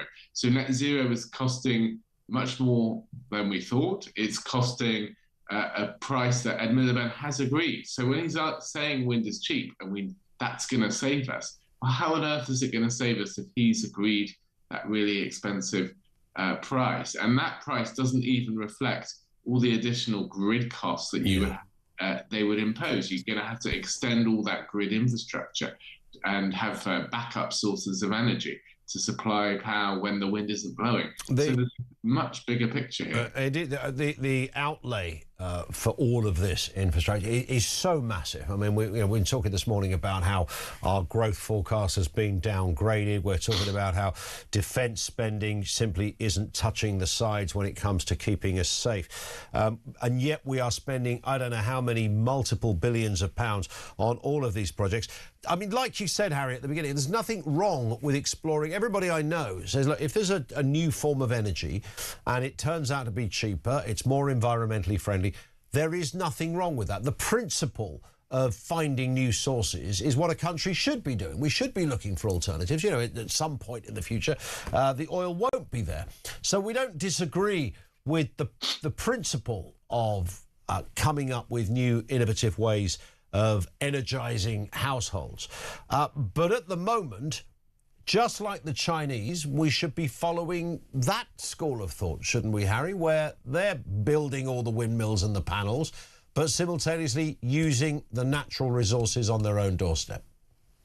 We're right to point out China, and they're building large numbers of coal power stations, and actually Asia's response more generally to what we've seen going on in Iran has to be to turn to coal, because they recognise that when there's a crisis, there's an urgent need to keep energy prices low, and so they've turned to coal. They're not in the situation that we are, which is we're tying our hands behind our back, and we're not using a resource that's there, and the result of that is devastating. You look at our industrial sectors of the economy, we're losing many factories, we're losing refineries, we're losing potteries, we're losing plastics, we're losing petrochemicals, all of these core industries to our industrial strength. So unless something is done, those industries will continue to disappear. We will be strategically weaker, more reliant on imports, and of course more vulnerable when these problems, if they strike again in the future. Indeed. Harry, thank you for your time. He's Harry Wilkinson, Head of Policy of the Global Warming Policy Foundation. Thank you to him. Over to you. Loads of comments coming through. 0344 499 1000. Ben in London says, morning Ian. My advice to Rachel Reeves is to pick up her P45 on the way out, and don't forget to turn the lights out in number 11 when you leave, or Ed Miliband might complain. He certainly will. Thank you, Ben, for that. Christina, stopping giving hard-working people's money to illegal migrants and deport them as soon as possible. This will save loads of money. It will save around about between 4 and 5 billion a year. This is the hotel cost. On top of all of that, you have the compound cost. This will increase over time. Most of these people are going nowhere. And, of course, you've got NHS resources and goodness knows what else thrown into the bag too. Social cohesion gets relegated in this debate. That's a massive factor in this. No one really talks about it with any level of seriousness. It's an absolute mess.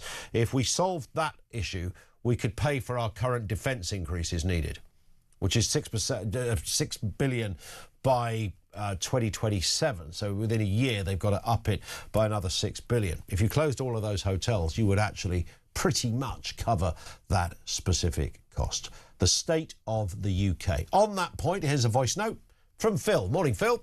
Morning, Ian. Phil from Durban in South Africa again. What a situation we are in. Everything is just a mess. Defence, totally broken. Police don't work. NHS, broken. Migrants, still flooding here.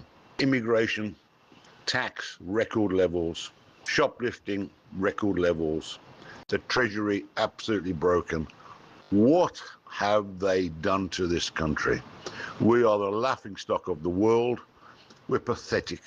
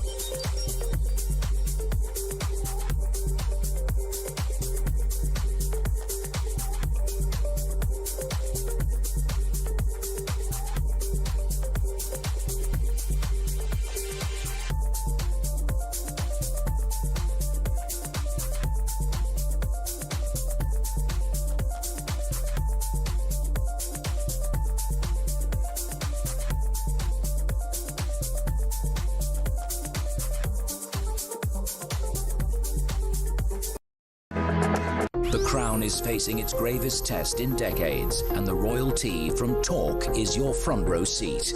With royal reputations under pressure and probing questions about public trust, we unpack every twist and revelation with the biggest names in the business. From the throne room at Buckingham Palace to a mansion in Montecito, we follow every royal ripple. Never miss a moment of The Crown in crisis. Subscribe to the royalty from Talk on the app or wherever you get your podcasts.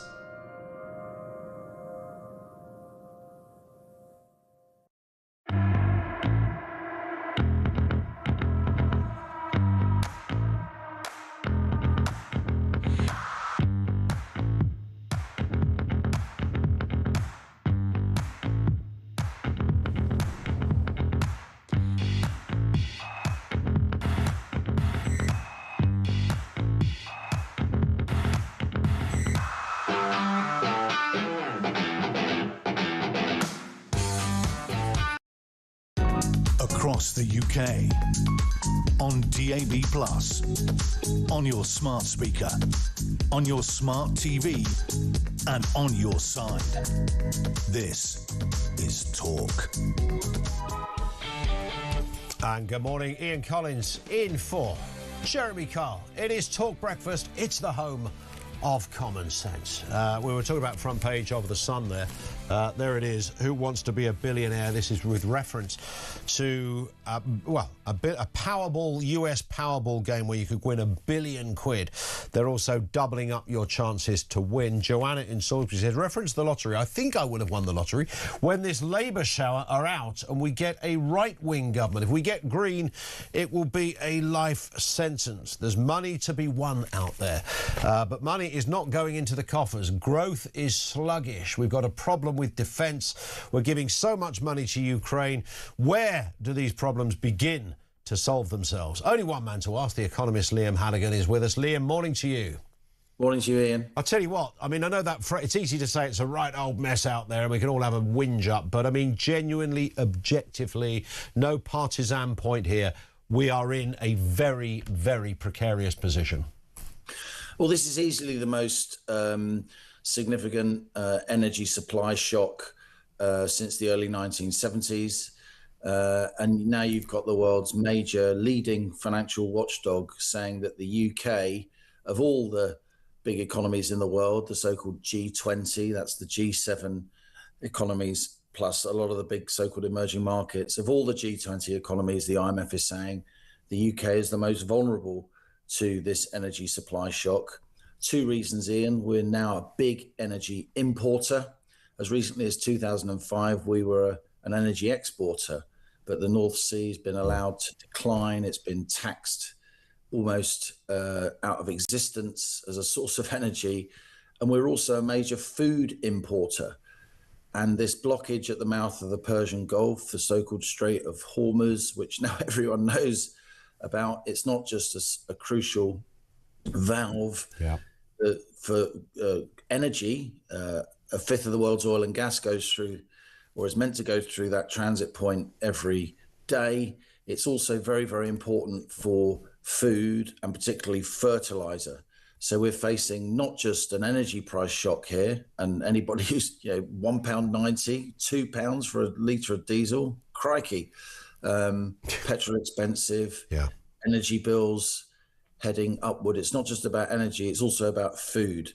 Unless we can get the mouth of the Persian Gulf open, unless we can get those feedstocks for fertilizer, natural gas and so on through to Asia in particular, unless we get those crops planted in the next few weeks, there's going to be a food price shock this autumn, and Britain as a food importer will be exposed to that as well. And that's why the IMF is really calling out the UK here. What they're saying is that the UK is going to grow by just 0.8%, the economy in 2026. How does that compare to last year? Well, last year seemed pretty sluggish, didn't it? And we grew by 1.4%. So if we're growing just by 0.8%, the government's going to get less tax revenue. It's going to have to spend more on benefits and so on. That's going to make the fiscal position worse, pressure for higher tax rises. And Ian, it's not just 0.8% growth this year, says the IMF. If you look at growth per head, that is the amount of the cake each that we're getting, then actually the UK is at the worst position of all G20 countries, just 0.2% growth in per head GDP, says the IMF this year. It's not looking good. It's really not looking good. And you sit there and try and, I try to be the optimist. I'm not me too. Very keen on this government, as I think most people are. That puts it very, very mildly for broadcasting purposes. But I try to be objective and think, well, how do we green this? Keir Starmer made big play about growth. We've been playing a montage all morning about the amount of times he's talked about, we need growth. It's my priority. I literally, Liam, cannot see where this would come from. I mean, growth requires innovation, industry, entrepreneurs. It requires all of that. That's an expensive process in itself, even before the Iran war. So it's very hard to spot the chink of light somewhere that can show us a way out, as it were. This war in Iran hasn't caused the UK's weaknesses. Those weaknesses were there. The weaknesses were there as the Tories went out of office. It must be said, Rachel Reeves did not have an easy inheritance from the Tories. She inherited an economy where the tax take was already approaching a 70-year high. But this war hasn't caused those weaknesses. Labour have made those weaknesses worse, but the war has exposed even more starkly the UK's relative weaknesses. Even before the war, Ian, we had the highest inflation in the G7 economies of all the advanced economies in the world. Even before the war, the British government was paying more to borrow than any other G7 country, more than Greece, more than Spain, more than Morocco. That outlier status, high inflation, high borrowing costs, have become even more acute since this war began. The UK government's borrowing costs have gone up more than any other G7 country. Why? Because big investors around the world, the insurance companies, the pension funds that lend serious governments serious money, they can see that the UK is vulnerable. They can see that an inflation spike is coming. So when they lend the government money, they want compensation for that inflation, so they charge a higher interest rate. And that then in turn puts more pressure on the public finances because the debt interest bill goes up even more. And of course, it's a great get out, isn't it, for the rest of time, really, for Rachel Reeves, because this will forever be used. But no one believes it. No one in financial, you know, a few, you know, naive journalists may believe it, present company accepted. But the more she says, oh, it's all about Iran, it's nothing to do with us, the more, you know, global investors put their head in their hands and say, is Britain run by serious people? It's just complete head in the sand, attempted escapism to say this is all about Trump, this is all about the war in Iran. Of course, the war in Iran has made things worse. Of course it has, but the UK was already an outlier. So we have to address our underlying issues. And our underlying issues is that the UK economy is taxed far too heavily. It's regulated far too much. You know, we used to have a pretty flexible, agile labour market. We've now got, you know, Mediterranean levels of youth unemployment. And there's no sign that anyone in the Labour Party is going to, you know, reduce government, is going to reduce regulation, is going to push through these pro-growth measures that we so desperately need. On the contrary, the Labour Party is moving further and further to the left. And it's pretty clear that after May the 7th, Keir Starmer's leadership is going to be absolutely up for grabs. And he's not going to be replaced by anybody who's more market friendly or better at managing the economy. He's going to be replaced by someone from the Labour left who's more likely to borrow and spend even more. Again, that is why financial markets are putting such pressure on the UK's public finances. Listen, I was looking for optimism when you first came on, Liam. You've provided what you have provided, however, is real clarity. It's time for honesty, Ian. It's complete honesty, and we're not getting that from our political leaders. Listen, Liam, great to have you on. Before you go, by the way, I've got to ask you this because I'm a journalist and we love you to bits. It seems the only green shoots I can see anywhere looking at the newspaper are in your personal life. Can you confirm or deny what I'm reading here this morning? I can't think what you're talking about, Ian. Sorry. It's everywhere. Look, even you're going to be doing Hello soon. I never thought. I've known you for years, Liam. You're going to be in I can sit at home with Liam. And I mean, is there anything you can add to that for us? Is it true? Are they just making it all up? Are you and Kate a one? Well, I've known Kate for many years, as you'd expect. But in recent weeks and months, we've got to know each other a lot better. We've got lots of friends in common. I think there's a definite spark between us. We're both single, both media people, and we've been spending more time together. But it's early days, and we'll see what happens. You're a brilliant journalist. She's a brilliant journalist. You will be, I hope, a great couple. And I look forward to the Hello spread as well. Maybe I could be in the background bringing a cup of tea or something. Liam, I think you'll understand why I asked you all of that. Thank you. Great to have you on with us. Liam Halligan, The Economist, and news of the economy and news of his new relationship with Kate Garraway as well. Everything you need to know, all the breaking news right here on Talk. Let's get the latest news headlines.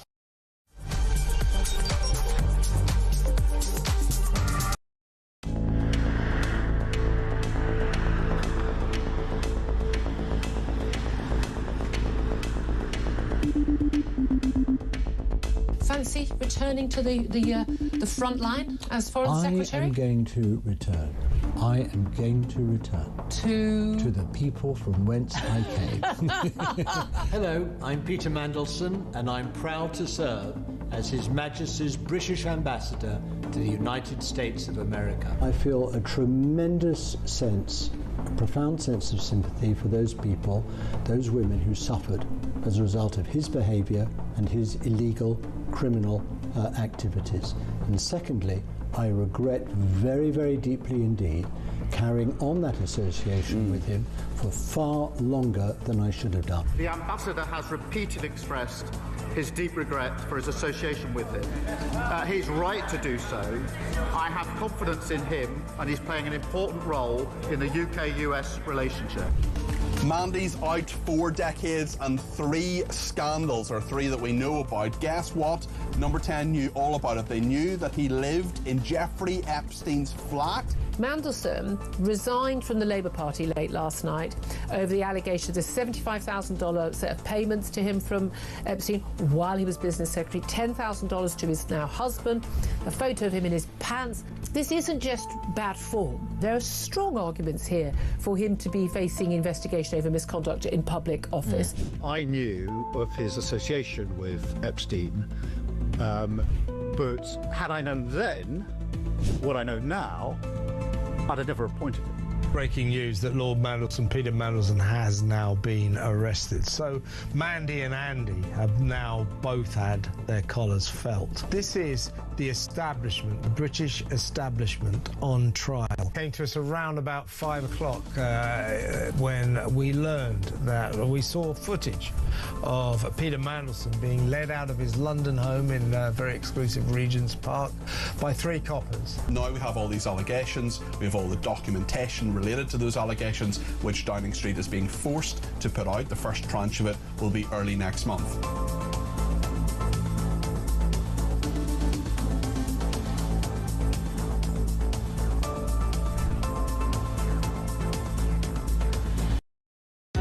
Across the UK, on DAB+, on your smart speaker, on your smart TV, and on your side.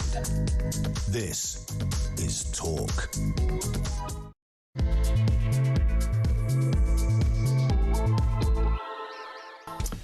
This is Talk. Everything's good here this morning. The bacon butty has just arrived. The coffee is here. We're rammed to the gills with all manner of subjects and debates. And, of course, your contributions are what absolutely matters. Key to the whole proceedings. 0344 499 1000. Or you can voice note us there and call. Or you can leave us a message on 87222. We've got the light, we've got the shade. The UK is royally skint, we know that much. We're Boracic, nothing left in the pot. We have tapped out financially.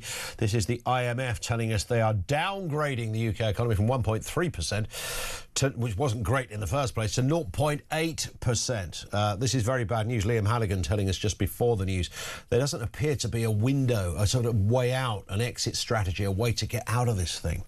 And tying all of that in as well was, again, another stark warning. This came from George Robertson, former head of NATO, former defence secretary under Tony Blair, suggesting that we should be reducing the welfare bill to pay for defence. In fact, let's have a little... We're about to talk to Dan Hodges. Can we have a quick listen to what George Robertson said? This is so key and so important. Remember, keep in mind when you hear this, this is a Labour man speaking. This was a man that's commissioned just a year ago to come up with a review of what needed to be done in terms of defence. He served in the Labour government, head of NATO. He's not a man who regularly speaks out of this kind of thing. Quite a quiet fella. He's 80 now.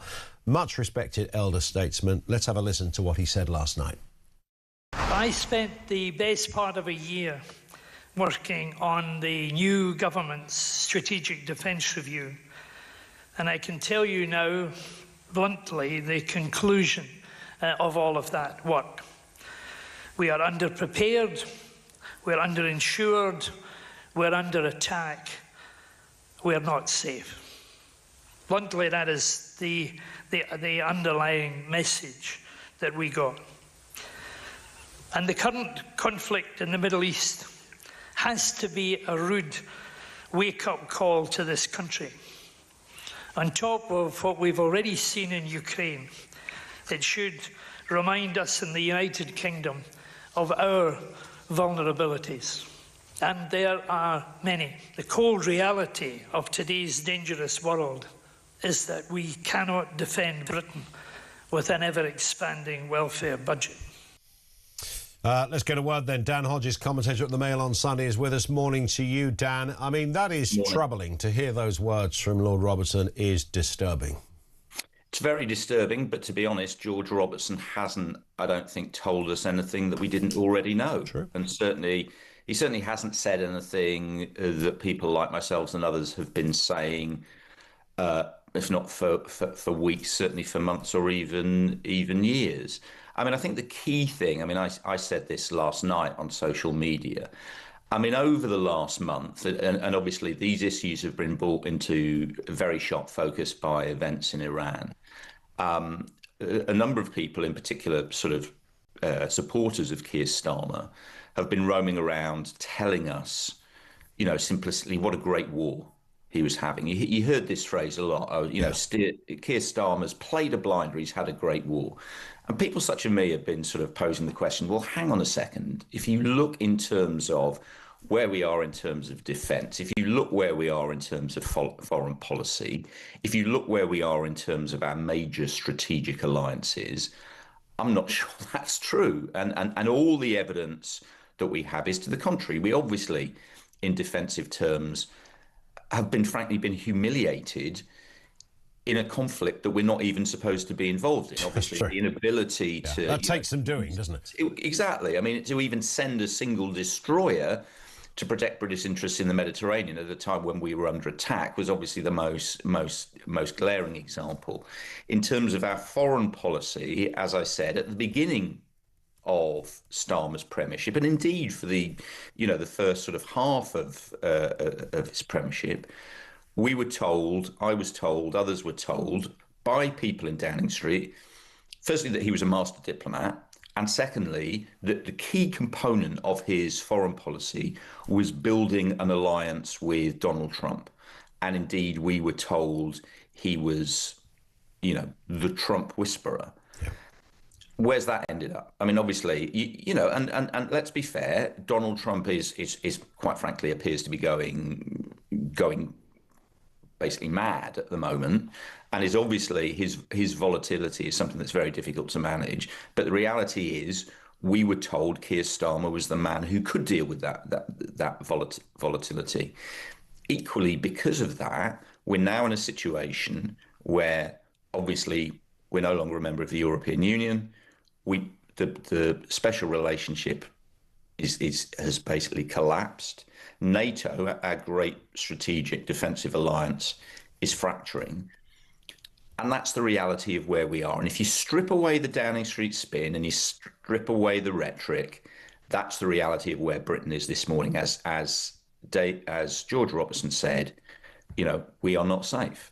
And that, obviously, you can't solely lay that at Keir Starmer's door. Obviously, successive governments have to take their share of the blame. But the reality is, this is the government we have at the moment. This is the Prime Minister we have at the moment.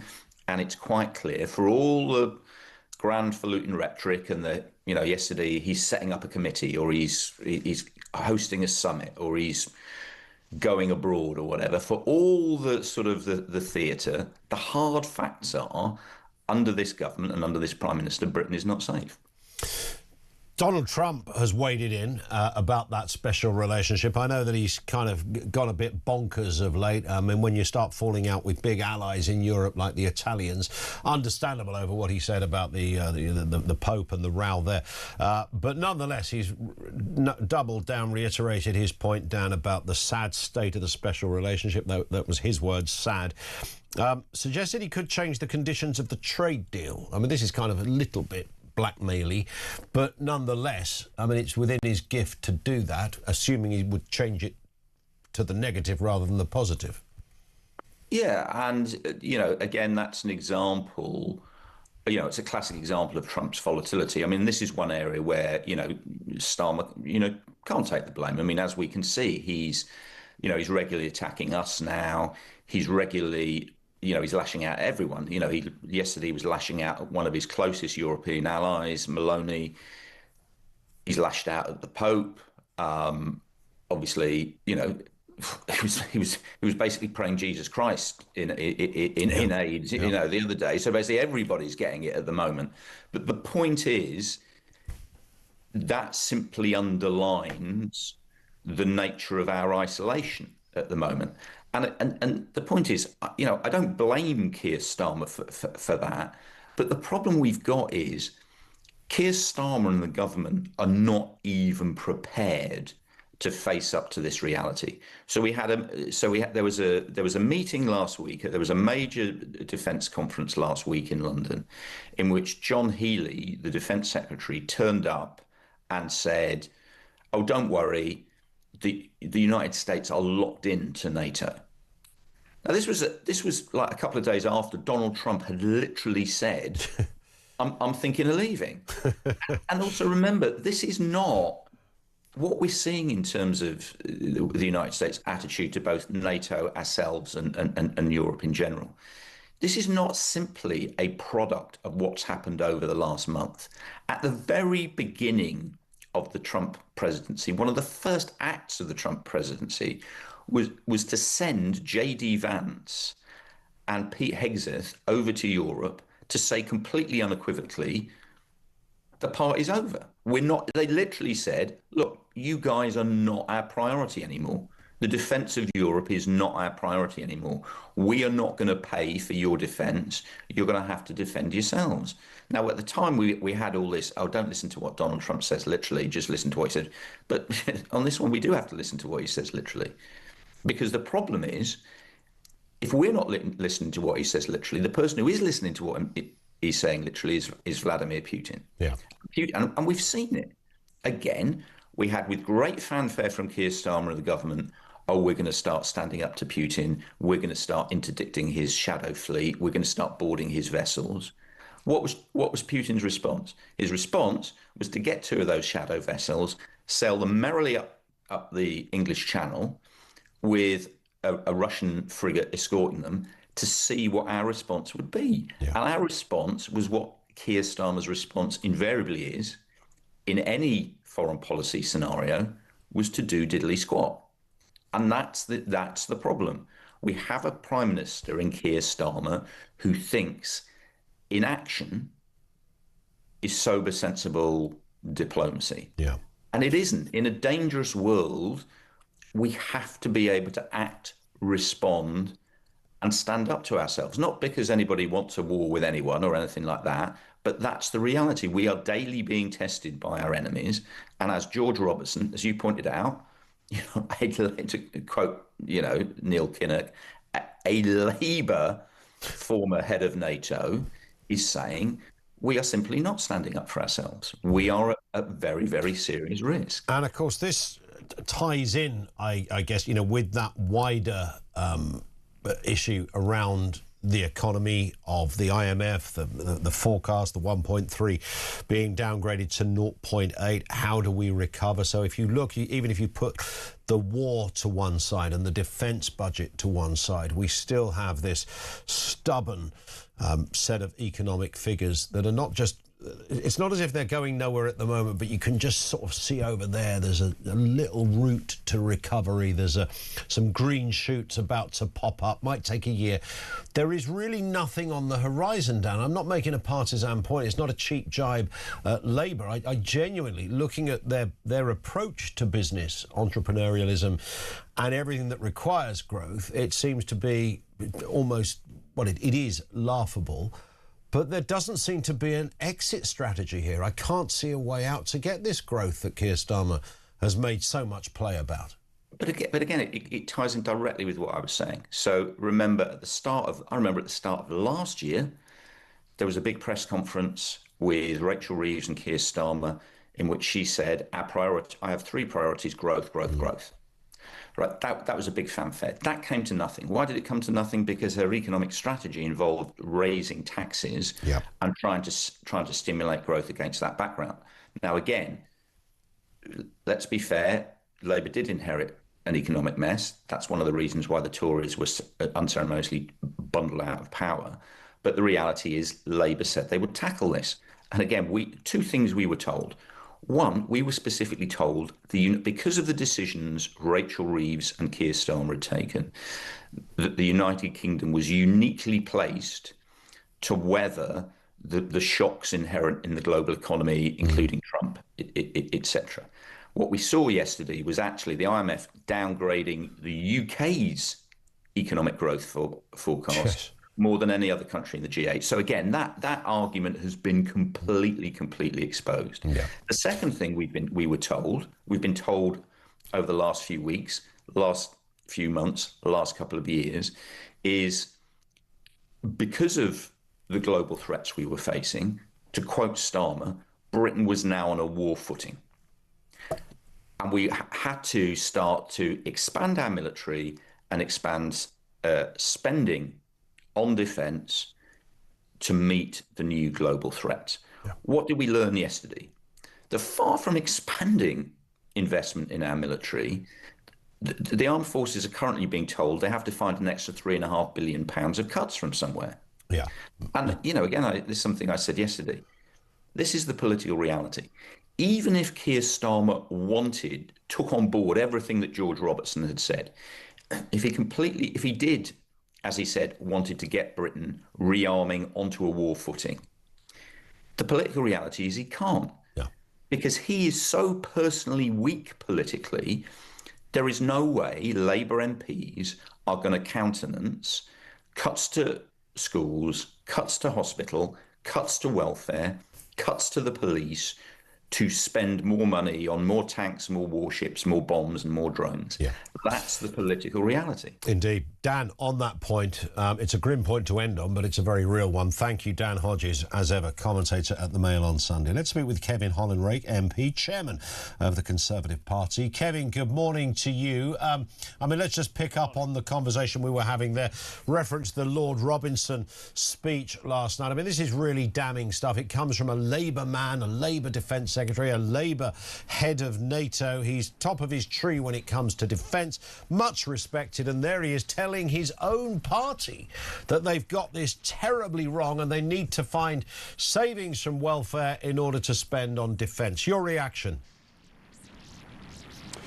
Well, we're in violent agreement with George Robertson. In fact, we said exactly the same for months now. We need to spend more on defence. And I've got to say, Kemi Badenoch in the House on Monday offered to work with Keir Starmer to reform the costs of welfare, the costs of doing government, and invest the savings in defence. We need to do that now. That offer was completely rebuffed by Keir Starmer in the most disgraceful way. This is a time of crisis. We clearly need to spend more on defence. We need to do it by cutting the cost of government in other areas. That's exactly what George Robertson said, exactly other Labour figures said, including Tony Blair. So we need to make those decisions right now. We've been calling on the government to do that so for some time. We made the commitment to get to 2.5% of our gross domestic product spending on defence back in 2024. We need to get to 3% now by the end of this Parliament. We want to see Labour make the same commitment. We're willing to work with them to deliver on that commitment. It's the numbers are absolutely huge, are they not? When you look at what we do spend on defence and what needs to be spent, it's not enough, of course. At the moment, we're at this 2.4. They want to get it to 2.5, as you rightly say. And then, of course, the reality of the percentage is that behind it are billions of pounds. The government would be expected to find £6 billion by the end of next year, and then another 15 billion by the end of the next Parliament. Where does the money come from? Well, reforming welfare, we've been very clear about that, and that's what George Robertson said, a Labour politician, a former Labour politician, and the person who's written the government's strategic defence review. He said exactly that, exactly what we've been proposing for some time. We've identified £47 billion of savings, half of that from reforming welfare. We need to do that now and make the commitment and make the money available to invest in our defence. The world has changed even since 2024. We should be stepping up our commitment in terms of defence. That's what we want to do. We've got a clear plan to do that. We've got a sovereign defence fund that we want to create to make sure we invest long term in our defence. The world is changing rapidly. It's very important that we work together to make sure we deliver on that commitment. We know what needs to be done. We need a Prime Minister that's willing to make a decision. But this Prime Minister never seems to want to make a decision. We need a Prime Minister with backbone.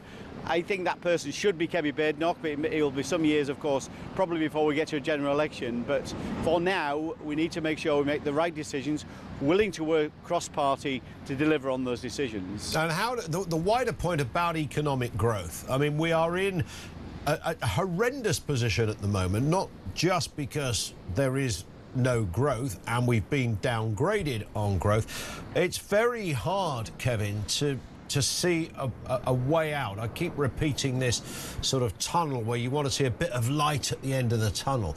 Trying to be journalistically objective about this, it's really hard to spot one. Well, of course there are international affairs that not governments, of course. We saw that during our term in office with COVID and the cost of living crisis, and there are some crises that are beyond this government's control. That doesn't mean it's got no controls, though, and it's made all the wrong decisions in terms of putting taxes up prior to this and increasing the red tape on businesses.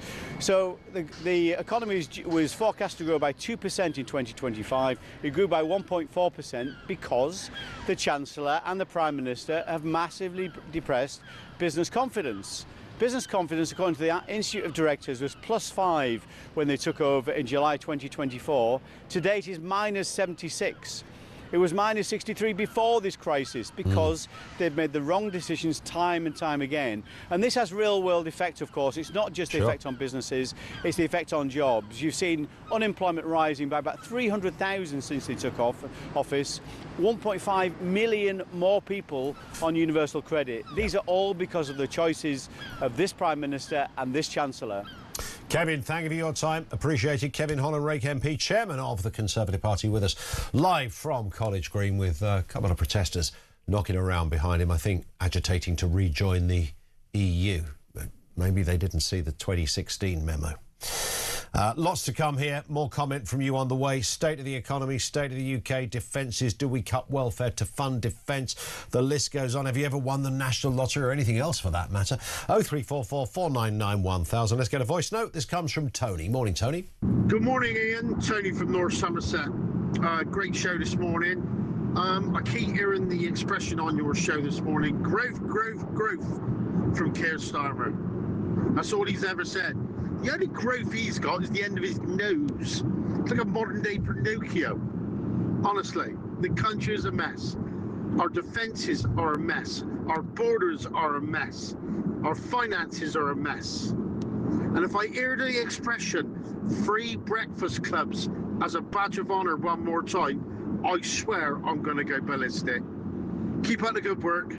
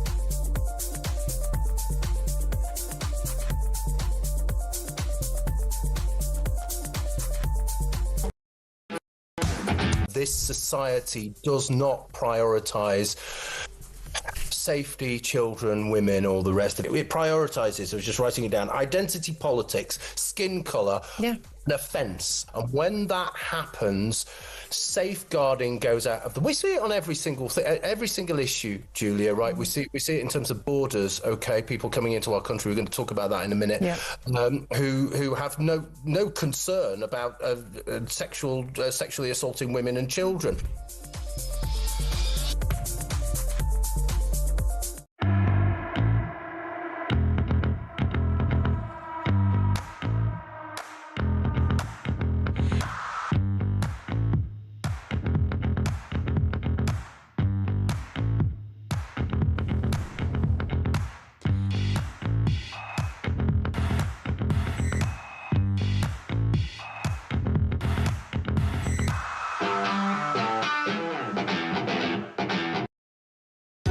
across the UK, on DAB+, on your smart speaker, on your smart TV, and on your side.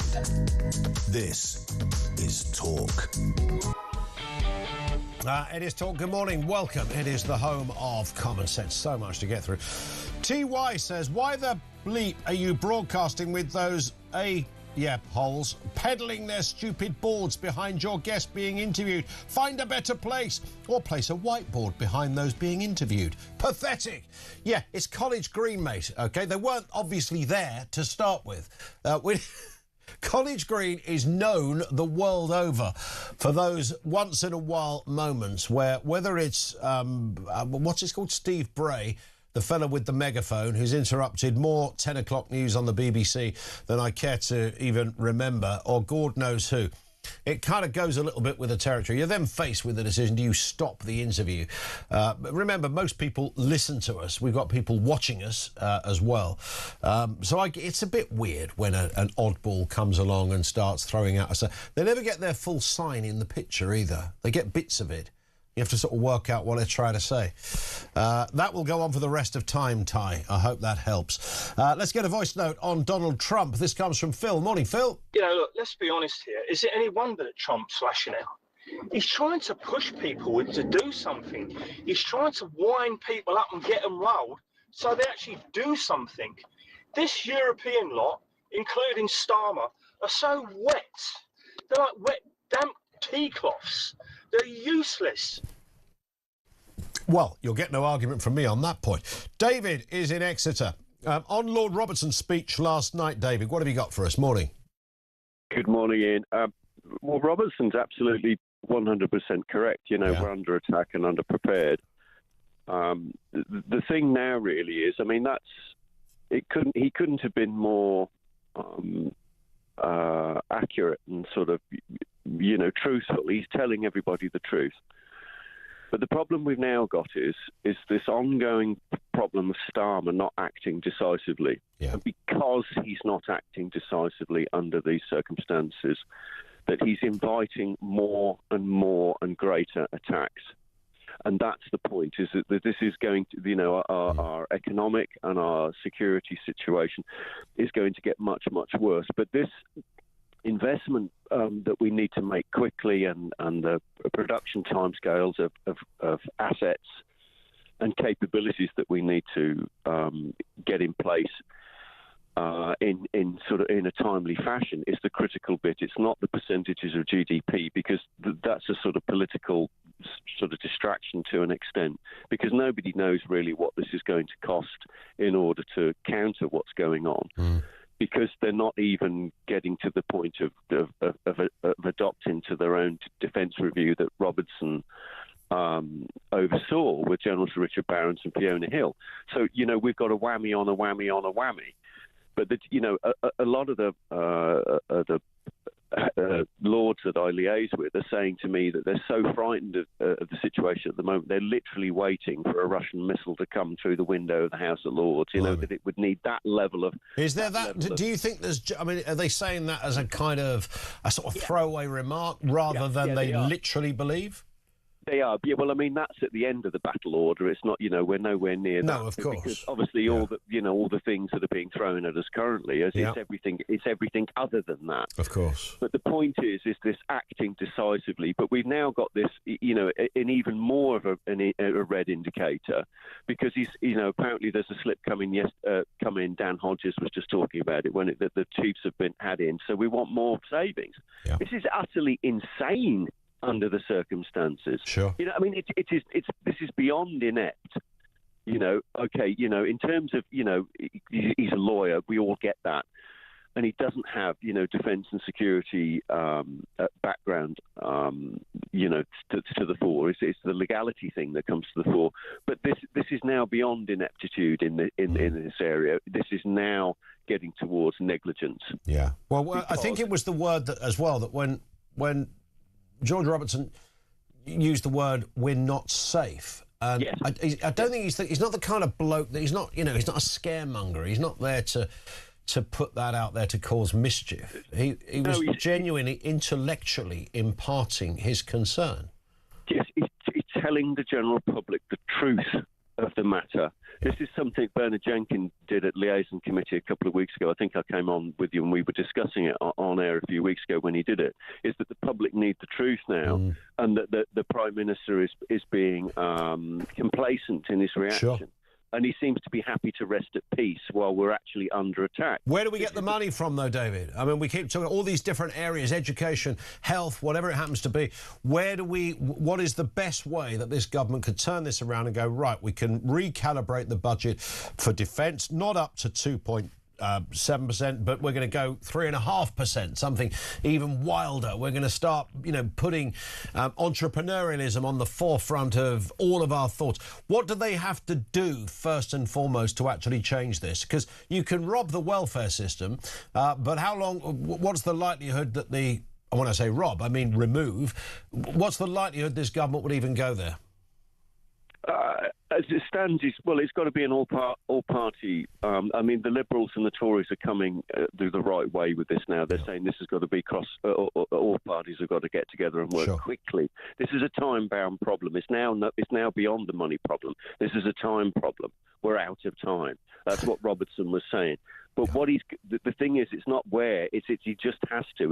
He's going to have to divert money from other portfolios, because at the end of the day here with this, when all's said and done, if he doesn't, all of those things like the NHS or education or whatever will all come crashing down when this will continue to escalate. Yeah, it's going to continue to escalate. Yeah, it's a grim analysis, but it's a very real one. David, always good to talk. Thank you very much indeed, David in Exeter. 25 to 9. More from you on the way. 0344 499 1000. Whether it's Trump, whether it's our economy, whether it's our defences, whether it's about winning the lottery, anything you like, voice note us there as well, or message 87222. This is Talk.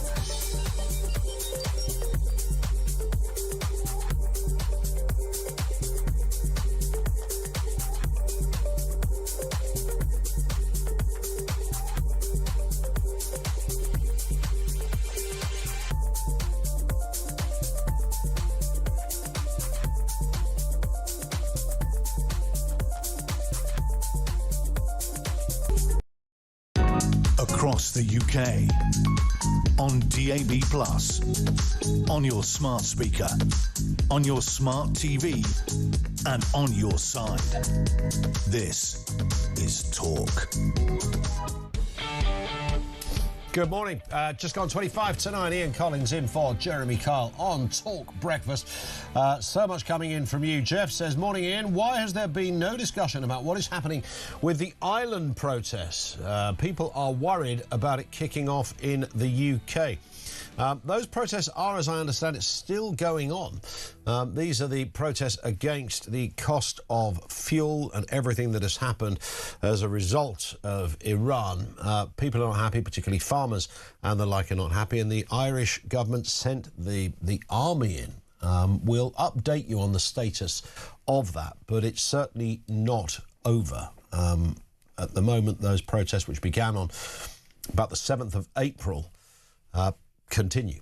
Hauliers, farmers, transport-dependent workers, all clearly concerned about the cost of fuel. And I think we're all sharing that. It's very hard to see where the I know it's kind of old ground now, isn't it? You know, how do we grow? How do we get bigger? Everything, petrol, food, fertiliser, all of these things. The cost of filling up your car, filling up your food basket. These things are off the scale. Heating your home. This was not meant to be the order of events in the 21st century. Back in the old Victorian era, they would have sat round there in gin houses talking about, oh, in 150 years' time, they'll be having it off royally, won't they, governor? Laughing from their toothless mouths as they pondered on what the UK might look like in a century's time.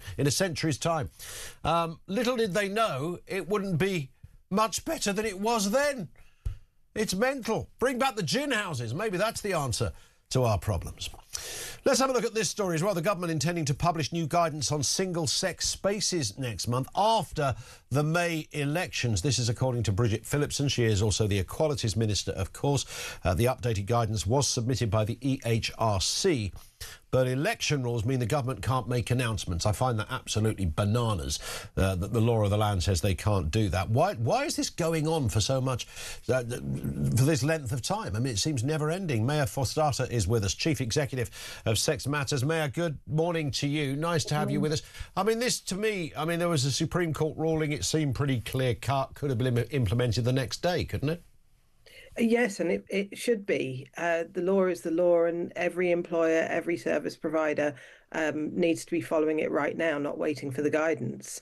But it's taken Bridget Phillipson nearly a year now to lay this updated guidance. It's not just guidance on single-sex spaces, it's guidance on the whole Equality Act that was being developed anyway, but it just needed to be updated on a few pages because of the Supreme Court's judgment, and that's taken over 7 months to do.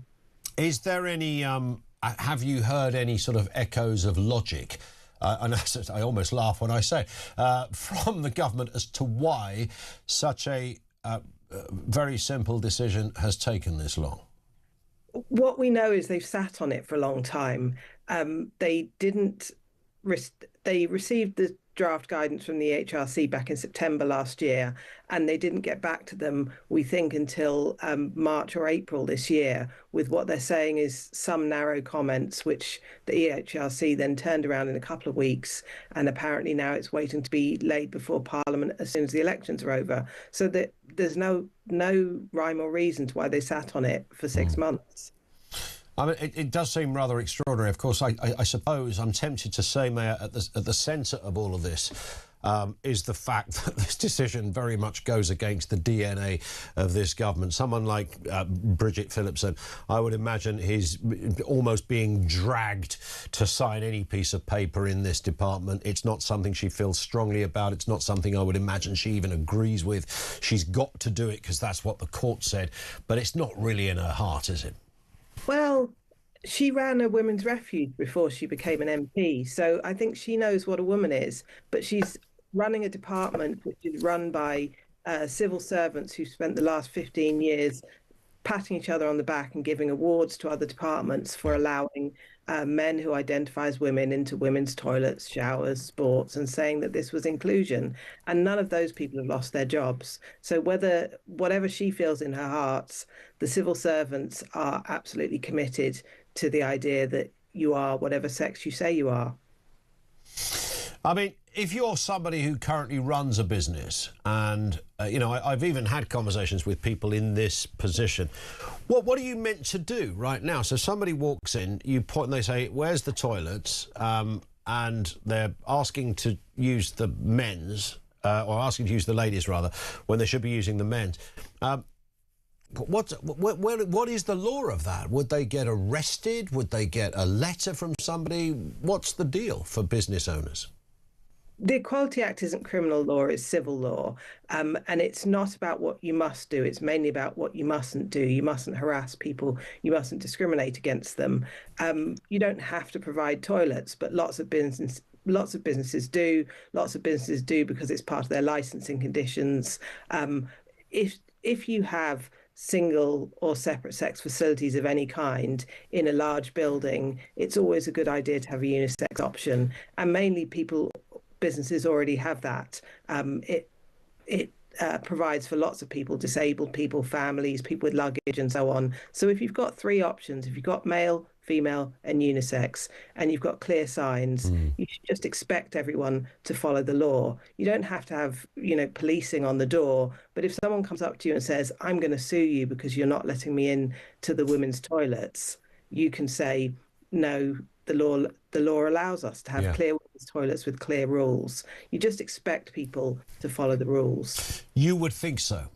You would think so, but there's a lot of agitators out there. We have this curious rule in the in this country about things you can't do around an election time. It's kind of even North Korea don't employ these kind of things that I can and can't say.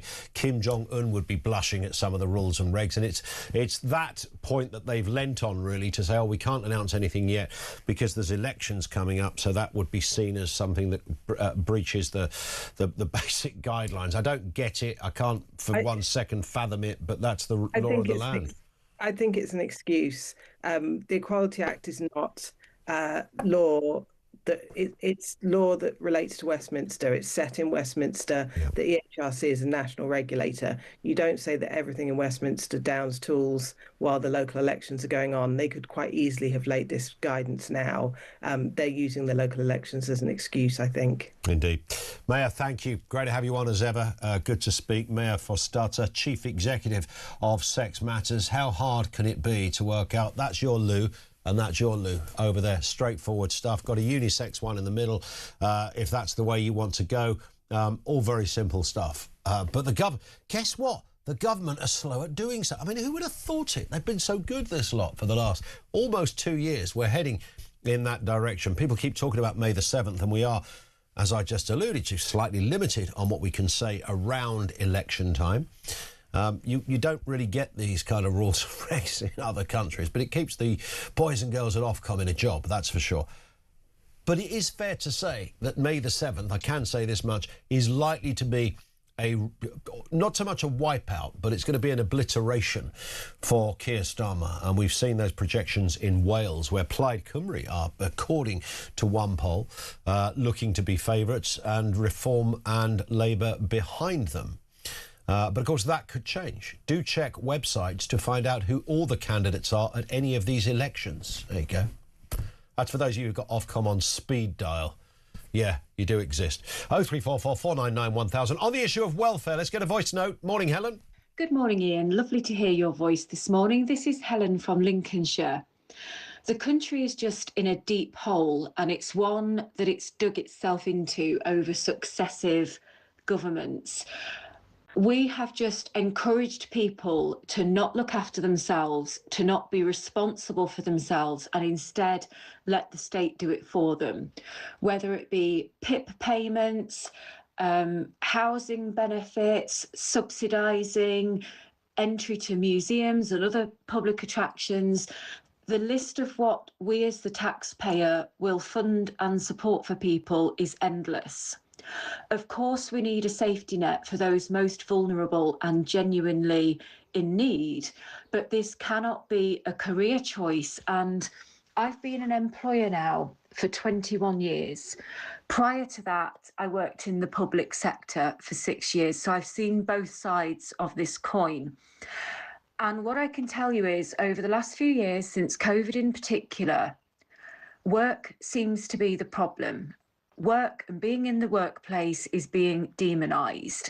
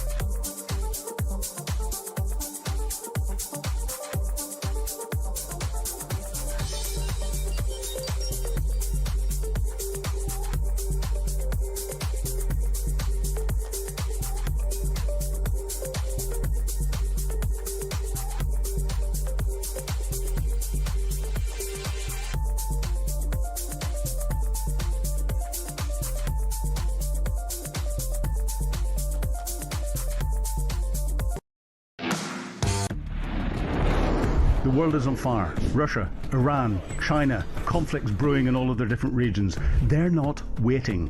But here in Britain, our armed forces are underfunded, they're undermanned, and they're underprepared. And nobody in government wants to talk about it. Well, we do. I'm Philip Ingram, and I spent my career in the world of intelligence, military planning, strategic planning, and unfortunately, conflict. This is Talk War, and this is where we analyse the conflicts shaping our world. Across the UK, on DAB+, on your smart speaker, on your smart TV, and on your side. This is Talk. It is Talk. 0344 499 1000. Hey, look, we found a reason why the MOD might want more money. Listen to this. Ministry of Defence, this is unbelievable. Ministry of Defence staff racked up a £6.3 million taxpayer-funded procurement bill in March alone, with spending including $133,000 on restaurants and bars and stays at the Ritz-Carlton and the Four Seasons. Now, Keir Starmer, they have these cards, these procurement cards that they can use for hospitality reasons.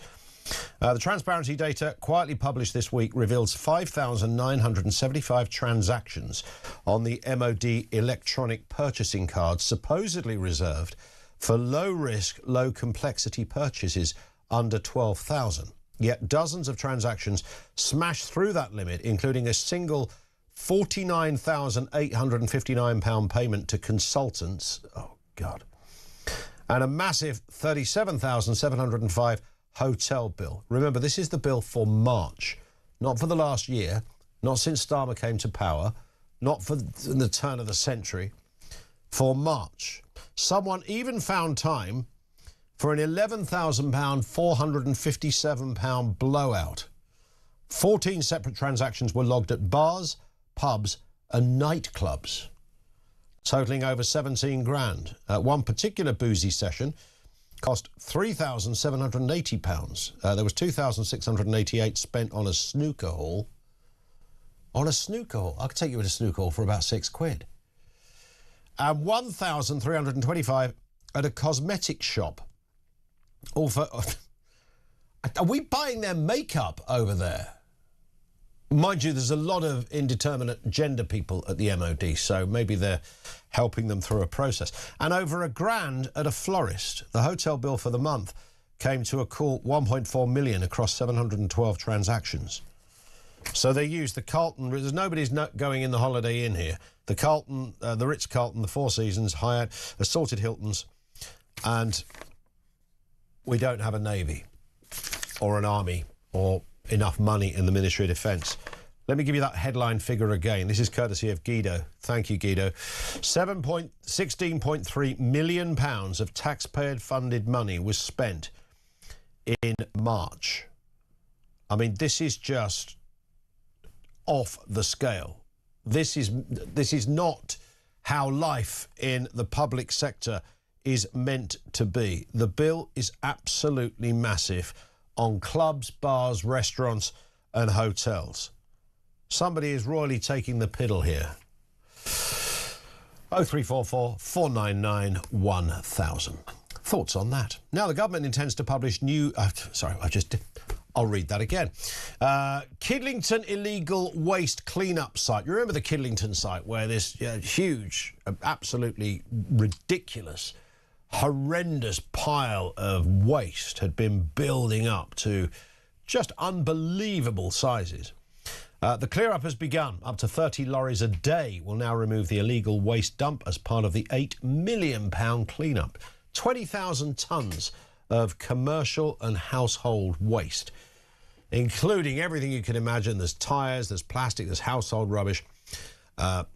Everything you can think of is there. It just goes as far as the eye can see. Let's speak with David McKelvey, who is former Met Detective Chief Inspector and CEO of My Local Bobby. Morning to you, David. I mean, the fact that it ever got to this stage is one question. Good to see it's being cleared away, but it does come at a bit of a cost. Absolutely, yeah. And, you know, the joke of this is that it was in plain view. You know, this criminality by organised crime was taking place in plain view of everybody, and nobody done anything to stop it. And nobody's being prosecuted. It's the whole thing is just farcical. It is farcical. I don't know whether there was any intel on who specifically was responsible for this. Do we know anything in that respect, David? I am absolutely certain they will know who's responsible for this. Yeah. It's usually the same criminal gangs.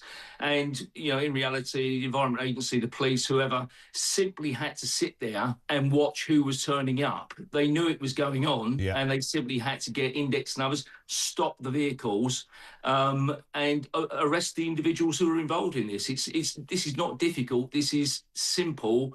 Yeah, old-fashioned policing, you know, and it's been allowed to get to this stage. And it's on an industrial scale. This is, you know, it's almost sort of organised crime territory, for want of a better phrase. This didn't happen overnight, of course. The fact that it was happening over a sustained period of time would have opened up the possibility of nicking the person that was doing it.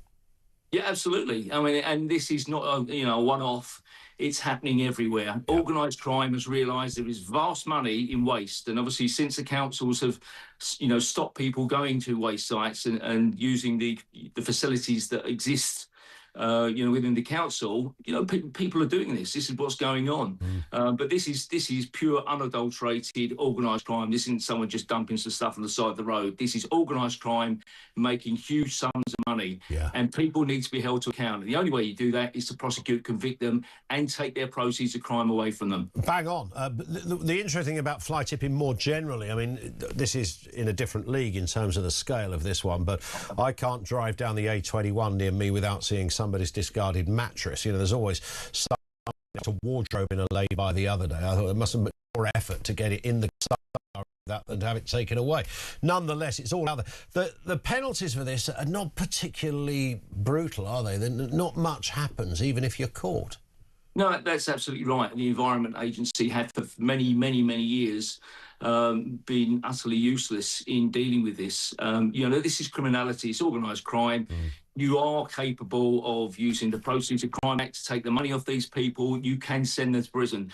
Unfortunately, as you've seen, the government have now, you know, introduced new sentencing guidelines. So these people are unlikely to ever go to prison because the sentence would be less than 12 months. And so effectively, we're almost decriminalising this type of crime. Yeah. Spot on. David, thank you. David McKelvey, former Met Detective Chief Inspector. He's also CEO of My Local Body. Bobby. My Local Body. Maybe that's a whole app I need to start. My Local Body. It probably has implications, doesn't it? I think I might get a knock on the door and be added to a list. Thank you to him. Thoughts on that? Fly tipping is also an interesting one. I find it unbelievable that within the same gene pool that the rest of us exist, there are people who think it's kind of okay to just open. I did see as well, actually, closer to me, literally up my road in a set of bushes, someone had there was a back seat of a car in there. Now, I don't imagine a back seat of a car fell out of a car. It was obviously being discarded. Part of general car waste, they were probably dropping a bit here, a bit there. And you kind of marvel at this, and I know it's all really obvious stuff, but you do marvel, don't you, your fellow humanoids that would go, I know what I'm going to do. I'm going to stick that in my car. I'm going to drive down the road. I'm going to chuck it in a bush, or I'll just leave it on the road. You kind of think, well, who are those people? Who are you, as the phrase goes? And at what point did you do the calculation that this was okay? The other thing I always consider when you see these kind of social crimes, if you like, is what else do people... Someone who would do that, what else do they do? What kind of person would do that? How would they treat their other half? What are they like when it comes to customer services? What do they do in terms of other forms of income? I mean, it's just it's a horrible picture. These are, you know, those that lurk somehow just surviving in the gene pool. Every time you think they're dying out, another mutation of the Dodge pot happens. And up they pop, along with their ways of doom and their criminal intent, whether it's fly tipping or something else. They're the people that they fill the car with petrol and then just leg it. You know the kind of people. 0344 499 1000. More from you. So much to get through. We'll take more comments on the way. Do we cut welfare to fund defence? How do we grow the economy? Have you ever won the lottery? And fly tipping stories too. 0344 499 1000. This is Talk.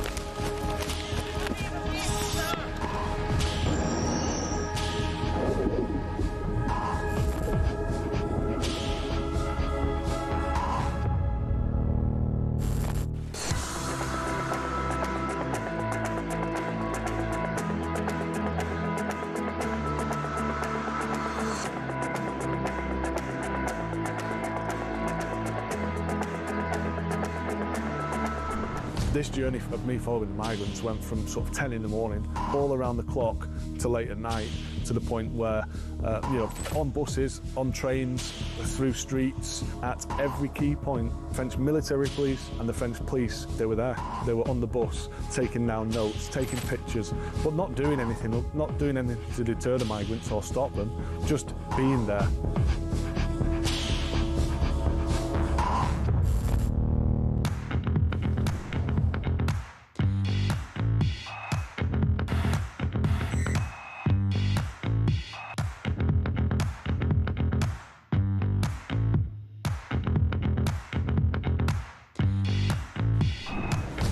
I was sat in the tent and he was showing me through photos of his phone, scrolling through. This was barbaric, horrific stuff. Blokes going through walls in vehicles and then jumping out and shooting everyone. His WhatsApp picture was him with a mask on, with a gun like that. You're in a tent with this guy? I'm in a tent with this guy, and actually he's just showing me this stuff. I'm just thinking, this is not the kind of bloke you want to be coming to the UK.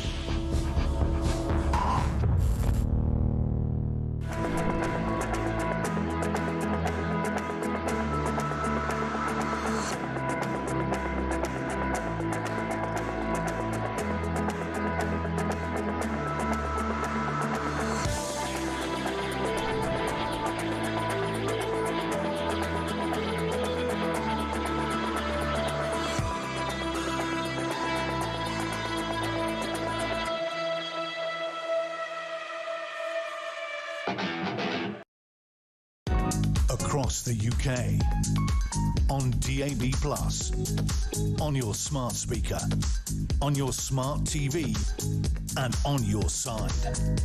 This is Talk.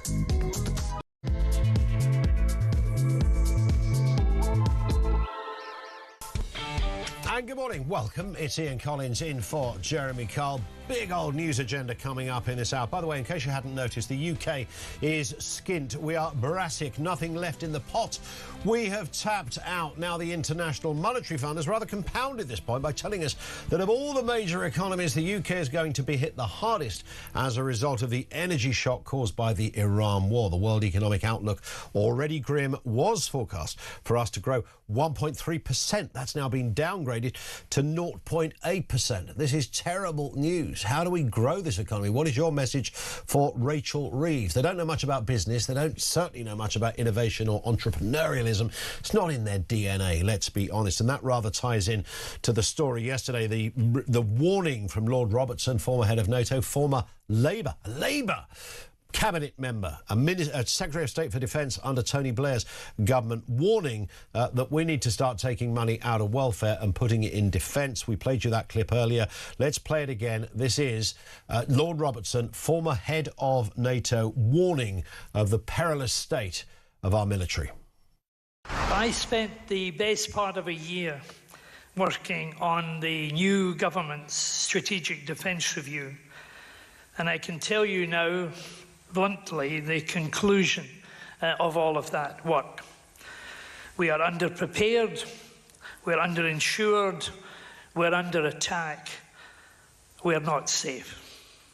Bluntly, that is the underlying message that we got. And the current conflict in the Middle East has to be a rude wake-up call to this country. On top of what we've already seen in Ukraine, it should remind us in the United Kingdom of our vulnerabilities. And there are many. The cold reality of today's dangerous world is that we cannot defend Britain with an ever-expanding welfare budget. That's more than a disturbing note from Lord Robertson. Let's speak with Sir Jacob Rees-Mogg, former Conservative government minister, of course. Jacob Rees-Mogg, good morning to you, sir. Good morning. Nice to have you with us. I mean, just to point on what Lord Robertson said, I mean, this, this is a man that he might have started out back in the day as a daft old socialist, but he's become a voice to listen to in recent years. This is a Labour man attacking his own party. This is a man that served as Secretary of State to Defence, the top job in NATO, a man who literally wrote the report for this government just a year ago. That warning is more than a little disturbing. Oh, it matters enormously because Lord Robertson is a tribal Scottish Labour figure. He doesn't attack his own party.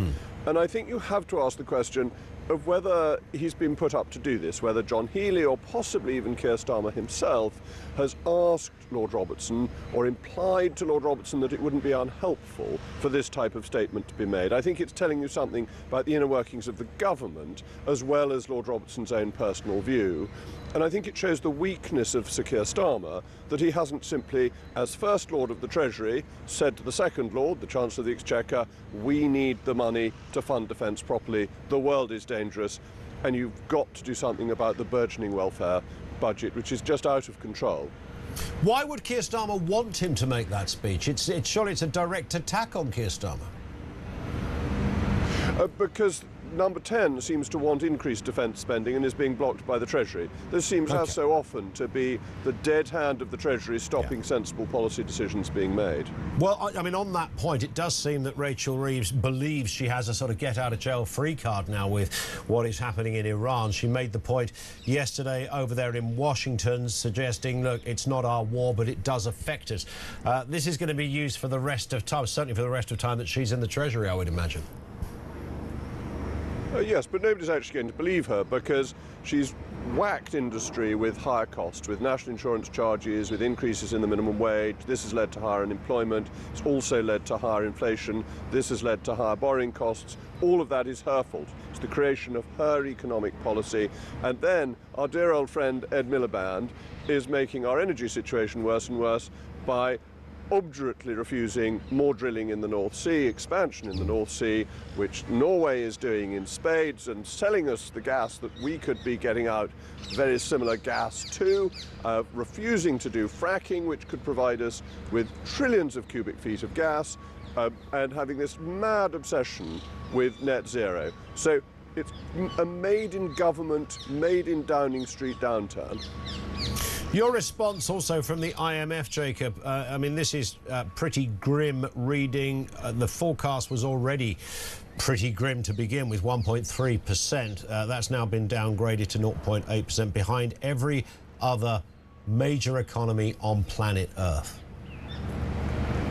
Yeah, I have to be careful about this because I think the IMF is a completely stupid body, almost as idiotic as the Office of Budget Responsibility. It's a fair point. And I have to be careful, therefore, I have to be careful not to cherry-pick its reports when they're saying something that I think is right. On this occasion, I think they are right, but I wouldn't take the IMF too seriously. It's a forecaster that is usually wrong. And what matters is fundamental economic reform in this country so that we can grow and we can boost productivity. And this means controlling immigration, which is part of the productivity problem, supply-side reforms, reform of energy policy is the biggest supply-side reform, but also repealing all the crazy employment laws that Labour's brought in. That means that people in their right mind wouldn't set up a new business in England anymore. Yeah. That's what needs to be done, not particularly worrying about here today, gone tomorrow IMF reports. Indeed. It's interesting you mentioned immigration there as well. I noticed today that there's a little bit of fanfare coming out of the Home Office as they're talking about how they've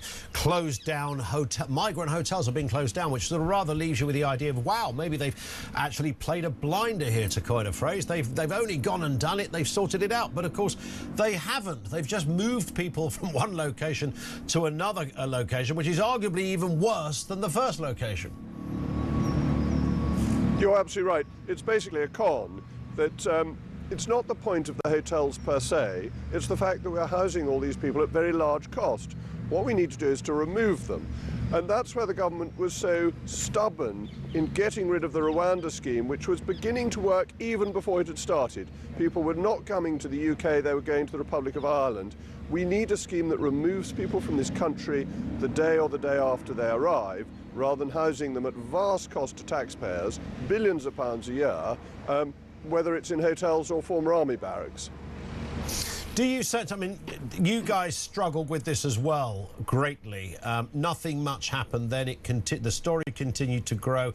It's now out of control. Nobody really seems to have a realistic answer. I mean, you have people sort of outsiders, if you like, from the major parties. Rupert Lowe would be an obvious example, who are advocating something much more robust, that literally remove people. Don't wait, don't have another inquiry, don't look for another report, literally just remove people. Why can't that physically be done? Well, we are a nation of laws, so if you want to do things, you have to pass laws in Parliament. That's how our system works, and you have to win elections to do it. You can't... The fundamental principle of the common law is that anything the government does has to have a legal basis. And this is really important and a vast protection for all of us. Otherwise, we would have arbitrary government, and they might decide they wanted to remove you or me. But you can do it. And we need to legislate to get rid of the Human Rights Act, pull out of the European Convention on Human Rights and of the Refugee Convention, take all their effects out of domestic law, overturn any judgments that relate to them. You could do that by a single act of Parliament, and then you can remove people. But the legal base has to come first, and once you've got the legal base, you have to have the backbone and the will to do it, and that's lacking. Well, both of those are lacking in this government. Sir Jacob Rees-Mogg, thank you for your time, sir. Great to have you on with us, joining us live from Corridge Green with those protesters as well, still lurking around. They see a camera, those guys. They bring their posters out. That's going to follow anyone who stands on College Green today. Around all day. Thank you to him. This in from Les in Swindon. Morning, Ian. Great show. Reference this huge pile of illegal fly tipping. Here's an idea. Take some of these illegal immigrants, get them to wheelbarrows and shovel, and get them to fill the lorries. This would keep costs down and help put off some people coming to this country. Let them pay for their keep. It's rather interesting, isn't it? Because, of course, you can't work if you're an illegal immigrant. You're not allowed to work. The logic of what Les says, which is sound, would not be allowed to happen. As Jacob Rees-Mogg said, there are laws in this country, and those laws underpin everything we do. And I think we all largely understand that, because there's plenty of countries around the world that really don't have many laws, and the laws they do have are really fairly dictatorial. We're not that, so we take the good with the bad sometimes, but we become a victim to our own laws and rules and regs. We've all looked at situations and think, well, why... Everyone's an armchair Prime Minister, right? You look at fly tipping, OK? If I was Prime Minister tomorrow, you would get 25 years for fly tipping. There you go, done. And then you go into the Home Office, they go, OK, so if it's 25 years for fly tipping, what is it for burglary? Because that would have to be more, wouldn't it? And then what is it for running somebody over? That would have to be more than fly tipping. And then you get into that old kind of strange game. Let's talk about the UK. Paul is in Brighton. Paul, what have you got for us? Good morning. Yeah, good morning, Ian. I think it's a bit rich of Jacob Rees-Mogg to start waxing lyrical about, laws that can be introduced to stop the immigration, when his government did, frankly, naff all in all their time. In fact, there was the massive 1 million in 1 year, legal and illegal immigration. I mean, frankly, Ian, we've just got to stop all forms of immigration. The country is full up. We've got our own youngsters who cannot get jobs. Sure. We've got people languishing on benefits who could work quite easily. This government haven't got a clue. I had to laugh this morning when you spoke about people fleeing their countries because they were ruled by idiotic despots or something, you said. Yeah. Well, I don't know why 70 million people aren't leaving this country, because we're being run by an idiot. It's really strange. We've also, listen, great call, Paul. Thank you for that. Paul in Brighton, your phone line was slightly getting in the way of us towards the end there, but I took the broad brush of what you said. The other thing we've got to do is we've got to change the terms of debate. We've got to stop believing that being strict on immigration is a controversial or a right-wing position. OK, it's neither of those things. It's not controversial. It is not right-wing to want to protect your borders. It's not right-wing to look for or look at the economic impact of having tens of thousands of people that ordinarily would not be here. It is not right-wing to suggest that social cohesion and community relations are key to a thriving country and economy. None of that is controversial. None of it is right-wing. But every time, I find myself doing this, every time you open your mouth, you feel you have to sort of caveat it a little bit so that you're not sounding insensitive or that you're not sounding uncaring or mean. And nobody wants people to drown in the Channel. Nobody wants somebody to starve in a hotel because they haven't got a home. We all get that, but you do sense, despite all these years of agitation and everything we've gone through on the immigration debate, you still find yourself having to reach for those caveats in case something is seen as an anti-intellectual, insensitive, reactionary, bigoted, right-wing position. And until we can all agree, and I think we should, I know there's some bizarre people, usually on the left, in fact, nearly always on the left, who can't get their head around this. Until we can all agree that having this debate and being angry about this debate is not a right-wing position, OK? It is not a right-wing position to say that 200 young men have just turned up in my postcode, have been crammed into a hotel. We have absolutely no idea who these people are, not a single clue. We don't even know where they came from. Nothing at all about their background. I'm sure, on balance, statistically, most of these will be very nice people. Don't doubt that. Sure, they're good to their mothers and do what they need to do when they were back home. But we don't know who they are, so we don't know which ones are the good or the bad. So we're playing Russian roulette with the lives of every person who lives in that postcode. That is not OK. It's not a right-wing position. It's not controversial to flag that issue. In fact, I would argue it's your duty to flag that issue. It's the duty of parliamentarians, those at Westminster, to constantly flag that issue. So we've got to change the rules of engagement so that we can have these debates and we can share the anger, the incredulity, the annoyance, the unacceptability of this situation. And if we get to that stage, then maybe, just maybe, our parliamentarians, our Westminster masters might actually get off their fat backsides and do something about it. Oh, we're governed by this rule. This law says no. We have to go through this process. There are ways and means if you really want to do it. And that is key to everything. Let's get a voice note in response to... no, in fact, we get a voice note in a few moments' time. Stand by for that. I do want to play you this, by the way. This is a bit of Ed Miliband, by the way, because you heard a lot said from Jacob Rees-Mogg about net zero and everything that Ed Miliband stands for. Ed Miliband has his own defence. Happy to play that as well. Here's what he says about making homegrown clean power. The truth is, our country remains in the grip of fossil fuel markets controlled by petrostates and dictators. That's why our energy bills are so high. There is an answer: clean, homegrown power that we control. But to bring it to people's homes, we need to build the transmission infrastructure to make that happen. Now, we believe that if you live close to that new grid infrastructure, you should see direct benefit in your energy bills. And with the plans we're announcing today, you'll get up to £250 a year off your bills. I know this won't satisfy everyone, but it is a recognition that if you host clean energy infrastructure, you should benefit from it. That's what Ed says. In Ed's world, everything is tickety-boo. Your thoughts? 0344 499 1000. Coming up on 20 past 9. This is Talk.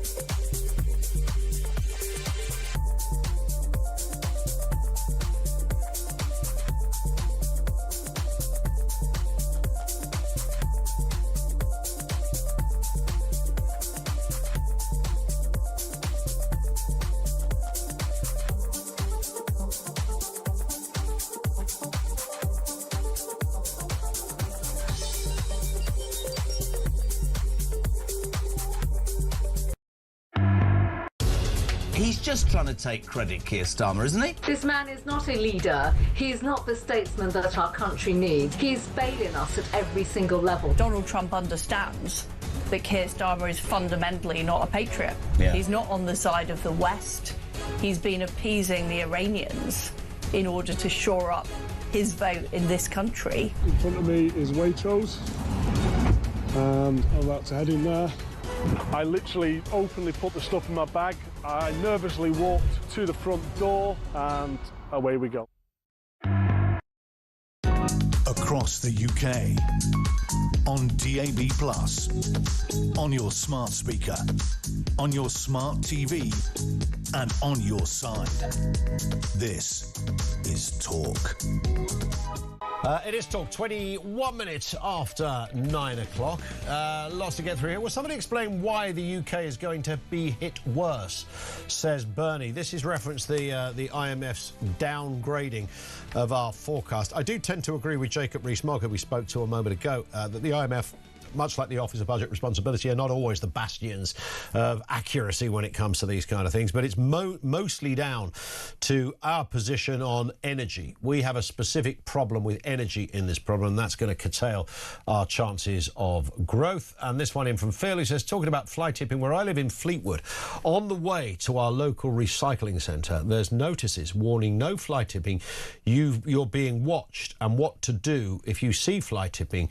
Fridges, mattresses, bags of rubbish, shocking people just lazy.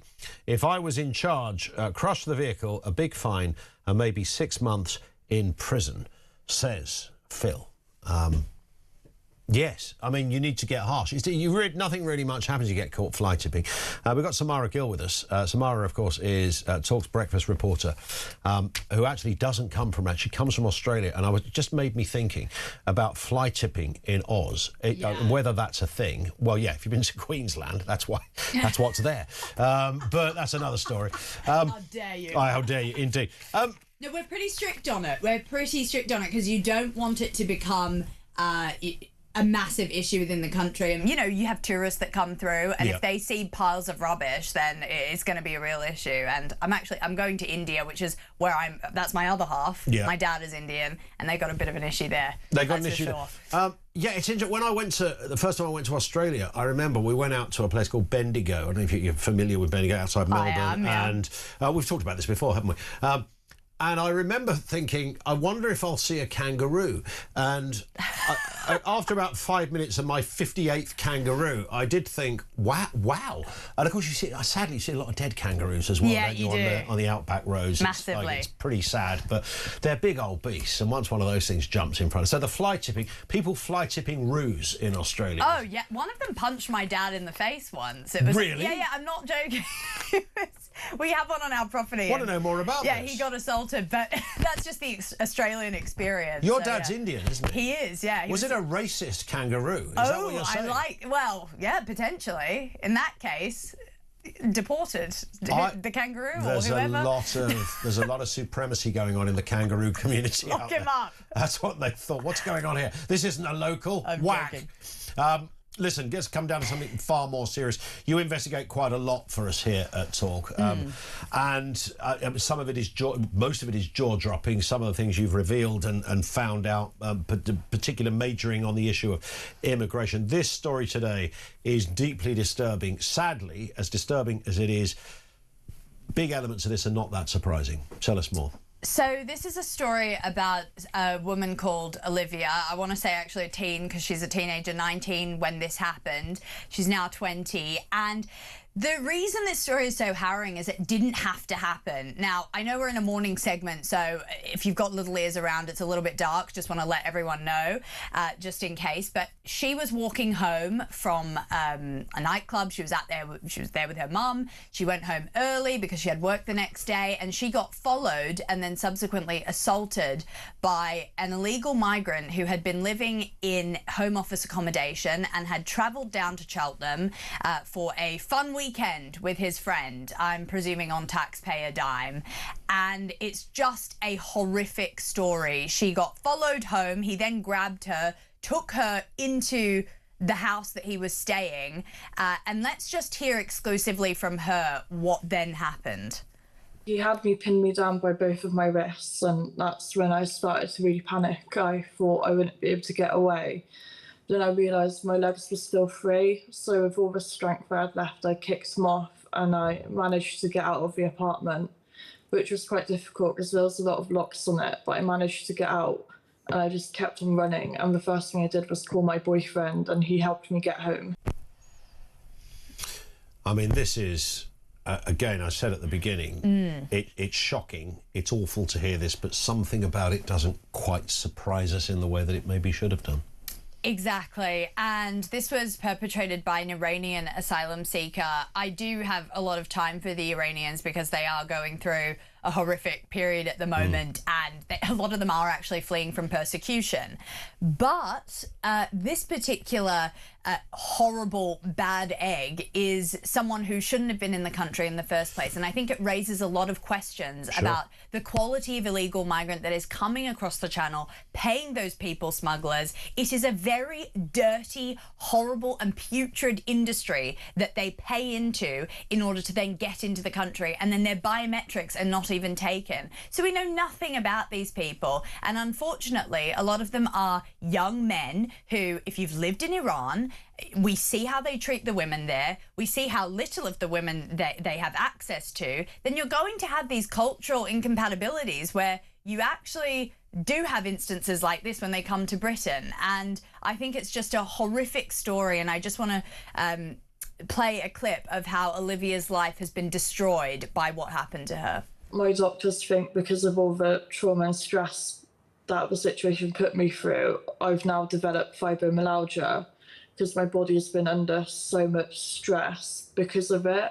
And it's taken over my entire life. I stopped working because I was in so much pain, and I got really bad depression, and I'm waiting for counselling now. It completely changed my life, and I really think for all of that he should have gotten way more time.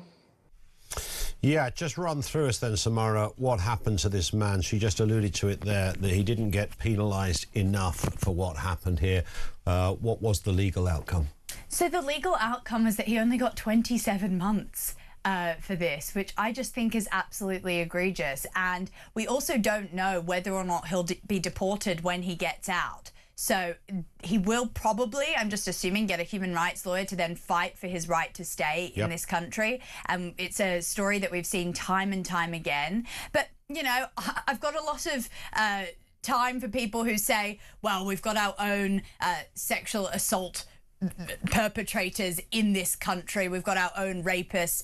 Well, yes, but we don't need to import them. And I think that we really need to look at the system and how these people get through. I mean, as you just mentioned beforehand, we've had over 5,000 people just this year come over across the channel on small boats, and it's just men that we know nothing about. And poor Olivia's life has been absolutely destroyed from something that happened under Keir Starmer's government and was preventable. Well, it was preventable, and again, it comes down to what I've been saying. You know, I get it. If you've got a boatload of 50 blokes coming over, I have no trouble in understanding that most of those blokes are not going to sexually assault anyone. Absolutely. They're not going to start robbing your house. The problem is we're being asked to play Russian roulette on this. We don't know who might, because we don't know anything about them. We know literally nothing about... I mean, imagine, we were talking earlier this week, just bear with me on this, about the new passport rules or the immigration rules in the EU, where you've got to have essentially everything photographed, your face, your eyeballs, your balls, your God knows what, has got to be fingerprinted, slap it on a pad, get it monitored. You've got to go through all of this. That's how it should be. And, exactly. And you go through all of that. Or you can jump on a rubber boat and come over with no check. So it doesn't make any sense on that perspective alone. So the fact that you can come in without any ID, you know, we know this man was Iranian, but he could have said he was from Iraq, and that would the authorities would have known no different. And maybe he was, and maybe he said he was Iranian. We just don't know. We just don't know. So there's nowhere else you would do that. If you went through a country and it flagged up, you've got a criminal record, or you've been there before, or you overstayed, it would all ping up. You and I, with our passports, it would ping up that, oh, actually, you should ain't meant to be there for 60 days. You should, oh, you're wanted by police. We get that info. We don't have any of that information. So again, we've got to stop believing this is controversial to say this. It's common sense. sense to say this. Absolutely. I mean, the government has a lot of information on me. I'm an immigrant. On you. You're a citizen of this country. Yeah. Unfortunately, as you can tell from the previous stories you've been covering on the show today, you can even feign your sexuality in order to potentially get asylum in this country. And that is a massive issue. There are so many loopholes within this system that get absolutely exploited. And the process of coming across the channel is a very brazen one. Many asylum seekers, I've spoken to many Iranian asylum seekers actually outside the embassy, they've come through about 10 different countries or more. And I think it's also that psychological sense of anonymity that being an illegal migrant then gives you, to think that and by the way, most of them are good people. I'm not saying all of them are like this, but it gives you this sort of, okay, whatever I do and say won't be tracked. I can lie here. I can throw my passport out there. And I think that creates a really toxic mixture, which then can eventuate in what happened to Olivia. It is unbelievable. When you were speaking to her, did you get a sense that she's being able to kind of begin rebuilding her life after that? I mean, I can't imagine I mean, as I'm a bloke, you know, I'd like to think I could look after myself if I needed to. That would horrify me. It would stay with me. The thought of being grabbed off the pavement, taken into a house. When you're a vulnerable girl, she was 19 years old at the time, for goodness sake. I mean, that's the kind of stuff that doesn't go away easily. It doesn't, and what really spoke to me was the forgiveness that she actually had for the guy. You know, she's come over from Poland, and that's why there's two pronunciations of her name that I was going with, but she actually is a migrant herself, and she had a lot of time for him. And I said, wow, how are you so lovely about this guy who perpetrated this thing on you? And she said, well, you know, he comes from a different culture, and you know, she's a very open person is what I'm saying. But unfortunately, no, her life has been destroyed. She said her relationship with her boyfriend is in tatters. He can't even touch her. She feels horrible about all that, which should be the basics. She needs to take a different route to work. She needs to be driven everywhere because she has so much anxiety.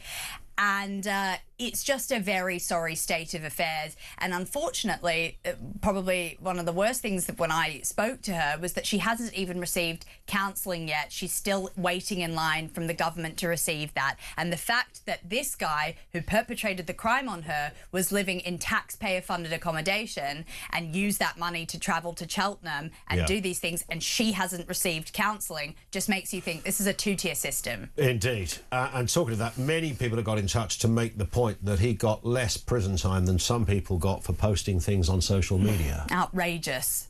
Absolutely outrageous. You can't make that up, can you, really? In fact, Sean in Bridlington makes the same point. He says illegal rapist gets 4 months less than Lucy Connolly got for a deleted social media post. Welcome to Starmageddon. It does feel odd. Nobody's defending people who write horrible things on social media either, particularly if they're illegal, etc. But nonetheless, it does give you a bit of clarity as to how knackered our system is.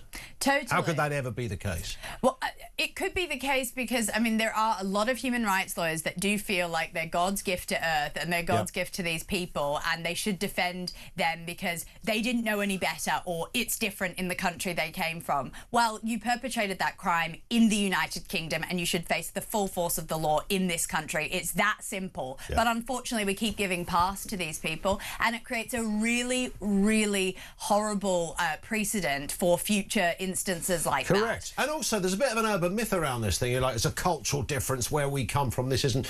If, just as an example, if you did that in Pakistan, they'd hang you up by your charlies and smash your teeth in. I mean, really, you wouldn't get a free pass. And that's then used in the British courts to say, well, if he were to go back and be deported, then he's going to be persecuted. And you saw with Hadush Kabutu, who was the other asylum seeker around the Bell Hotel in Epping, who assaulted a 14-year-old, that one of the lines that was used in the courts was, well, in his country, 14 is the legal age, or 14 is the normal age to do that to women. Well, I'm sorry, it doesn't blow here. It doesn't. It doesn't. Samara, thank you. Samara Gill with us here on Talk 0344 499 1000. Let's get a voice note. This is on Keir Starmer, and it comes from Sarah. Morning, Sarah. Morning, Ian. Great show. I just want to talk about our illustrious leader. You know, it's like he's got his fingers in his ears singing la la la because he doesn't want to listen to it. He might as well put an advertisement on the global stage to say, come and attack us because we're really, really weak. Because he's not prepared to do anything about it. He's happy to hand out benefits to this, that and the other person. But, you know, the actual hard-working person just gets screwed over absolutely everything. Our taxes go up, our bills go up, and we're not only funding ourselves, but we're funding everybody else. And, you know, it's got to the stage which is not good enough.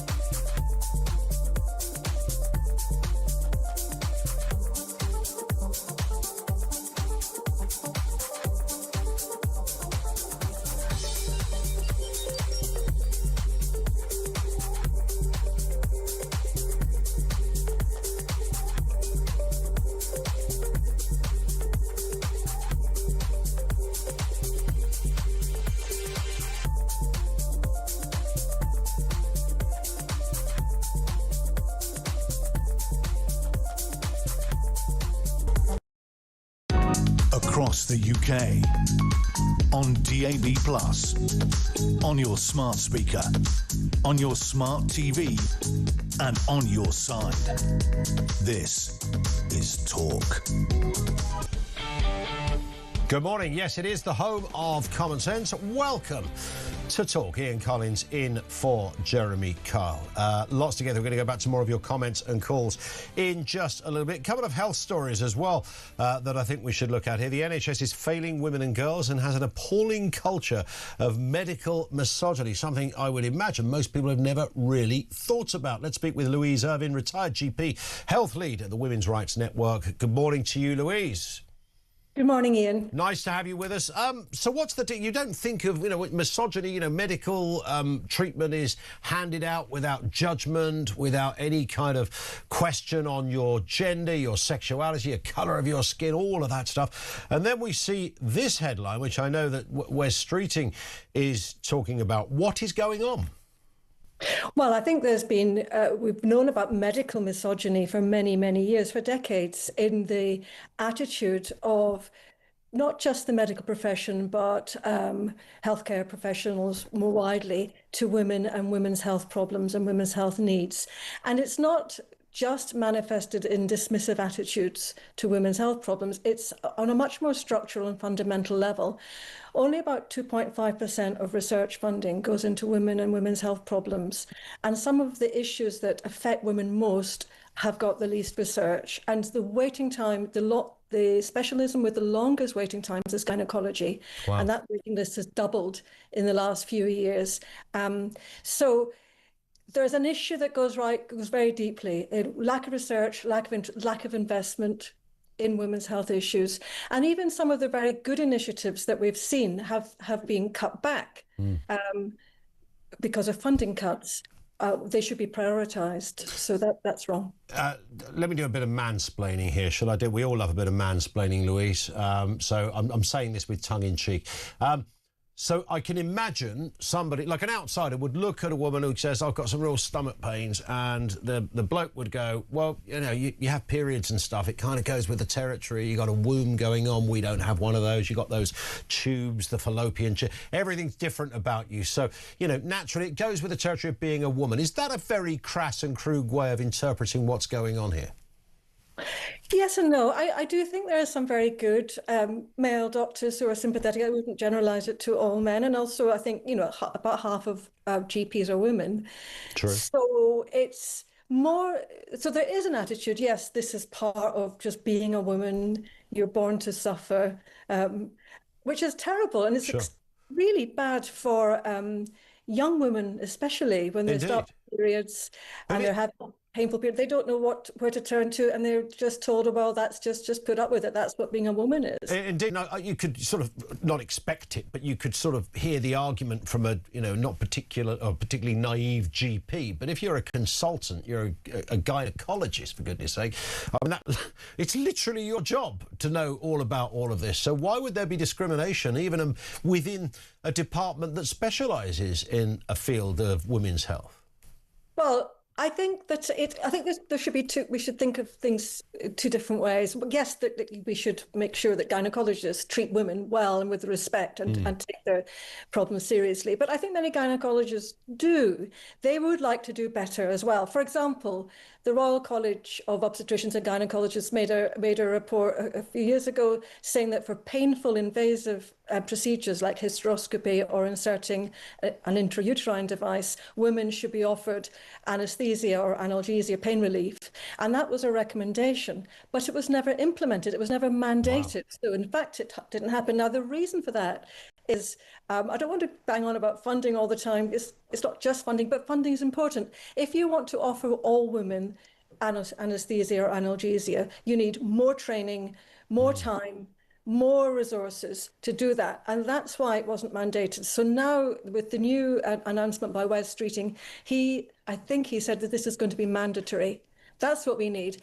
I personally don't think the idea that women individually complaining and thereby withdrawing funds from the provider is the answer, because that's putting too much onus on the woman to be the activist or do the complaining. I think we should make sure that these things which we know are good and effective become mandatory and are properly funded. Well, you've done some brilliant explaining to a man there as well, which is interesting, because I would have just assumed this stuff was mandatory, and it's interesting you educate us to the contrary. Louise, thank you for your time. Louise Irvin, retired GP health lead at the Women's Rights Network. There is another aspect as well around health today, and that is those that are absolutely exhausted and blown out by the job itself, overwhelmed by sustained levels of stress. Claire Goodwin is the founder and CEO of Frontline 19, which offers support for frontline healthcare and emergency workers. Claire, good morning to you. Morning, Ian. Lovely to see you. You too. Look, it's a job that everyone knows comes with a degree of stress. I mean, the clue is in the job. It's you're at the coalface. You're dealing with trauma. You're dealing with all manner of emotional issues. The hours can be long. You think you're going to do a 6-hour day, and then just at the last knocking, somebody comes in. You do a 10-hour day. So there's a lot of sort of moving parts to being a clinician in whatever respect. So it's already stressful just by dint of it existing, one would assume. But what's happening here is that it's getting to even greater levels for many frontline workers. Is that about right? Yeah, it is. At Frontline 19, we've supported frontline healthcare workers over the last 6 years since the start of the pandemic. And I think as much as many of us want to kind of leave the pandemic very far behind, it does have a major impact on the workforce generally. If you think about, there's been a 76% increase from people seeking help for suicidal thoughts from 2024 to 2023. It's a huge increase. And that's just the stats we know about now. The British Medical Journal has spoken about every week a nurse dies by suicide, and every 3 weeks a doctor dies by suicide. These are majorly important stats, and it's very, very concerning. And when you think about that not only from a humanitarian point of view about how people are in the workplace, but then you take that forward into patient care and the impact generally on the system. It needs to be looked at, and it's an urgent crisis right now. What has happened here then? Is this, I mean, there's the obvious answers, shortage of staff, a lack of, it's not necessarily lack of overarching money. There's a ton of money keeps going into the NHS. Where it's allocated is perhaps a question that's equally as important on that. What's actually happened, Claire? Why this tipping point has been hit? I think it's multifaceted. I think if you look at the COVID inquiry, and they said that, if it wasn't for the staffing and the workforce, holding the NHS and the healthcare system up, it would have collapsed. I think that cannot be underestimated, but I think it's much bigger than that. Nursing itself has massively, in fact, healthcare has massively changed over the years. We've got an aging population. Yes, funding across the board may look better, but actually when you look at the amount of cuts that happened over the last 15 years, it does have an impact. Now, I think generally speaking, it's about looking, if you look after your staff, they work much better, they're happier. And if you look at the cost of, sick leave and, medical negligence, which is all connected and ultimately about patient care, it's a no-brainer that you look after your staff. And things that we recommend are clinical spaces for staff to debrief after particularly traumatic situations. We want every single healthcare worker to have mental health training, which surprisingly they don't, because I think that helps them. That also improves patient outcomes and patient care. And I think it's also about looking after your colleagues within the workspace. All of these things brought together would make a much better, happier workforce. And ultimately, for you and I, a much safer place for us to land when we need that support. Yeah, at least the last thing you want is a stressed out, knackered doctor or nurse or frontline worker. Listen, Claire, brilliant stuff from you. Keep the good work up. Thank you, Claire Goodwin, founder and CEO of Frontline 19, who offer support for frontline healthcare and emergency work. I can't imagine when you see some of those paramedic programs and, these guys are called out to... and in many respects, I don't think there's a pecking order on who has it hardest in the NHS, but I think frontline paramedics would give everyone a run for their money in that respect, because it could be a fight in the street, it could be a child that is in an irredeemably dangerous position, an old person who's had a heart attack and no one's spotted it for hours. You don't know what's going to be there. The hours are long. I don't care if you've done that job forever. There's going to be a point. I know a paramedic, actually, who just quit a couple of years ago. For that reason, he said, I got fed up of seeing teenagers stabbed. I mean, he worked in a pretty difficult part of the capital, and it was such a regular call-out to, a stabbing. 14-year-olds, kids. I said I saw it too much, and I knew if I carried on seeing that, I couldn't do the job. Now, you could argue, well, if you do that job, you're meant to be able to withstand all of that. That's part and parcel of the deal. Yeah, we get that, but everyone's got a bit of a limit. In the police, if you work in sort of areas that are sensitive, sex abuse, child sex abuse in particular, they tend not to keep you in that department forever because you would go mad. Because of the kind of material that you have to view and deal with and the witness statements and the detail. So I have a sympathy, and I think paramedics probably struggle more than many. Yes, it does go with the territory, but everybody's got a limit, and I understand that. Claire Goodwin was our last guest. Thank you to her. More from you on the way, 0344 499 1000. We've been talking to Samara Gill, our reporter, about the rapist, or the sex offender in the case that she was highlighting, where a woman had forgone her anonymity to tell her story of what happened. Let's get a comment on that from Ian. Morning, Ian. Hi Ian, it's Ian from East Grinstead. Listening to your interview with Samara Gill, just one point, that you talk about very light sentences for these rapists, or sorry, attempted rapists, migrants, whatever. So all we're doing really is fueling the situation, because it becomes common knowledge that, hey, you try and rape a girl or you rape a girl in England, you don't actually go to jail for very long. So it's like an open book. They need to punish these people severely and actually make it look as though, you know what, you don't do it.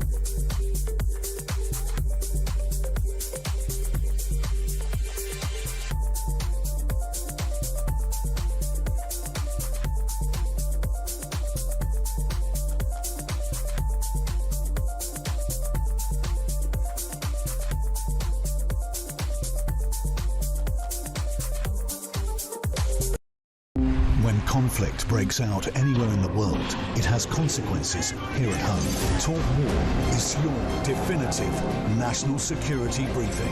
From the conflict in Ukraine to the tensions in Gaza and the latest escalation with Iran, this is where you'll find comprehensive comment and expert analysis with multiple updates throughout the day. The Talk War podcast from Talk, available on the Talk app or wherever you get your podcasts.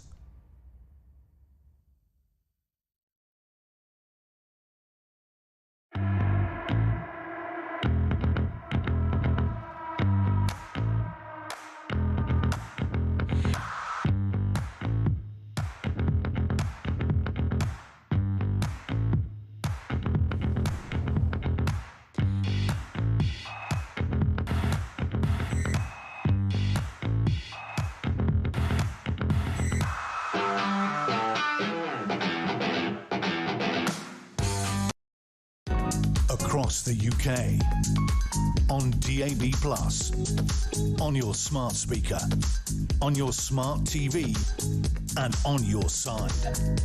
This is Talk. And good morning. Yeah, welcome back.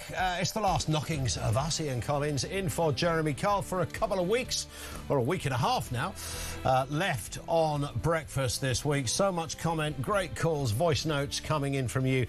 Some really crucial subjects out there this week. It's a big news of week. A big news of week. It's a big... That's what happens when you get up at this time of the morning. It's a big week of news, even. We did reveal this story as well, courtesy of Guido Fawkes, just before the news. Ministry of Defence staff racking up 16.3 million quid on taxpayer-funded procurement cards. 16.3 million just in the month of March, by the way. So you look at that over the course of a year, you're looking at knocking towards the £200 million mark. I mean, there's nothing fair expenses about that, I would have thought. Let's speak with Andrew Mitchell, former Secretary of State for International Development, also former Shadow Foreign Secretary. Andrew, good morning to you. Nice to have you with us. I mean, it's not unusual to get these kind of dripped numbers that come out of various departments. This one is particularly disturbing, certainly in the wake of the fact that the MOD is currently skint. Yes, well, good morning. We must immediately seek further and better details on this because, as you said, the amount as it stands looks absolutely horrendous, but we don't know what it includes. So we need to know that. And as you rightly say, the Ministry of Defence budget is under great pressure, but the whole structure of the way in which we are funding defence needs to change now. I had the opportunity of questioning the Prime Minister on Monday in the House of Commons, and the point I made to him is that it is true that over the last 30 years, since the Berlin Wall came down and the end of the Cold War took place, it's true that the British military forces have been hollowed out. They've been hollowed out by governments of all parties, but it is on Keir Starmer's watch that these circumstances have now arisen, which means we need a massive increase in defence. And I think that the speech that was made last night by the former British Labour Defence Secretary saying that there is a corrosive lack of understanding by the government on the need to increase defence is incredibly serious. We've got to recognise now that the first duty of the government is to defend the realm. Huge amounts more need to be spent on defence, particularly because of the American approach to NATO in Europe. Yeah. And we need to see it now. It's a very, very big challenge, and we need to address it. Indeed, and it's interesting that it came from, of all people, George Robertson. As you say, he's a Labour man himself. He would have been seen once upon a time as a sort of firebrand left-winger and all the rest of it, a description he would have worn with pride. So he's not coming at this from a political angle in that sense. When he speaks in these kind of terms about his own party and as former head of NATO, one would assume that the kind of top defence job you can get in that particular world, then I think it's right that people start to listen. I think you've put it extremely well. You know, what we've got in this country at the moment is a government that is ratcheting up welfare. We saw just a week or so ago that the welfare bill is in excess of the entire tax take from income tax. And the government needs to very seriously reset its priorities. It needs to bear down and deliver the reforms which it tried to do on welfare in a rather cack-handed way about a year ago. It needs to revisit that subject, and it needs to focus on the need for an immense increase in the amount of defence. And actually, you know, the opportunity for that is coming. There's a King's speech taking place in late May. That's a reset of the political dial at Westminster, and this is the chance for this Labour government to think again and address these points head on. One of your parliamentary colleagues, Jacob Rees-Mogg, spoke to us around about an hour ago, Andrew. He was surmising, theorising as to whether Keir Starmer will have welcomed this speech from Lord Robertson as a kick up the backside to the Treasury. Well, I think that we must hope that. And sadly, Jacob is no longer a parliamentary colleague, but we miss him very much and hope that he'll be back before long. Yeah, it's hard to remember that Jacob Rees-Mogg is no longer there. A very good Conservative colleague. The speech that he's made, I don't think it was welcomed by Keir Starmer because he's got these local elections coming up in May. So he probably doesn't want the boat rocked. But I think what George Robertson did showed that he is a true patriot, someone with immense experience, as you described so eloquently, and he should be listened to. Just very briefly, Donald Trump describing the sad state of the special relationship with the UK. It's on the downward spiral again, it seems. Even suggesting he could change the terms or conditions of the trade deal that we're carving out with the US. Very briefly, if you would, Andrew, your response to that. Well, I think it's important to be clear-eyed about what the special relationship is. It is a deep relationship in terms of security and, you know, the officials, the British government officials and American government officials, a very deep relationship. But certainly on the surface, there's a huge amount of trouble. And I think we should be clear-eyed also about the likelihood of us getting a decent trade deal. We must certainly try, but it will be very difficult. Indeed. Andrew, thank you for your time. Really appreciate it. Andrew Mitchell, MP, former Secretary of State for International Development and former Shadow Foreign Secretary. Talking about special relationships, I think we have one. I don't know who you would be. I like to think would you be? Who would you be in the special relationship? I'm definitely Trump, mate. You're Trump. Yeah. Oh yeah. So where's me in this special relationship? Right now you're going to be Rachel Reeves, going to roast you, which is what Trump's going to do when he finds out what our absolute no use whatsoever Chancellor is saying. Don't make me as she's on a Rachel trip to Washington. I mean, come on, the woman's an embarrassment. Oh, it's a folly. It's this and that. All the problems we've got, the IMF downgrading. That's just to do with the Iran war. Nothing to do with your policies, love. Nothing to do with net zero and the fact that you've put taxes up on everyone. But you know what, Julie? This is a get-out-of-jail-free card for the rest of this Parliament. Yeah. She will constantly rest on that. If it wasn't for the Iran war... But they didn't allow the Tories to say Ukraine war and small matter of a pandemic and lockdowns, which they supported and wanted more of. Yeah. It's very interesting.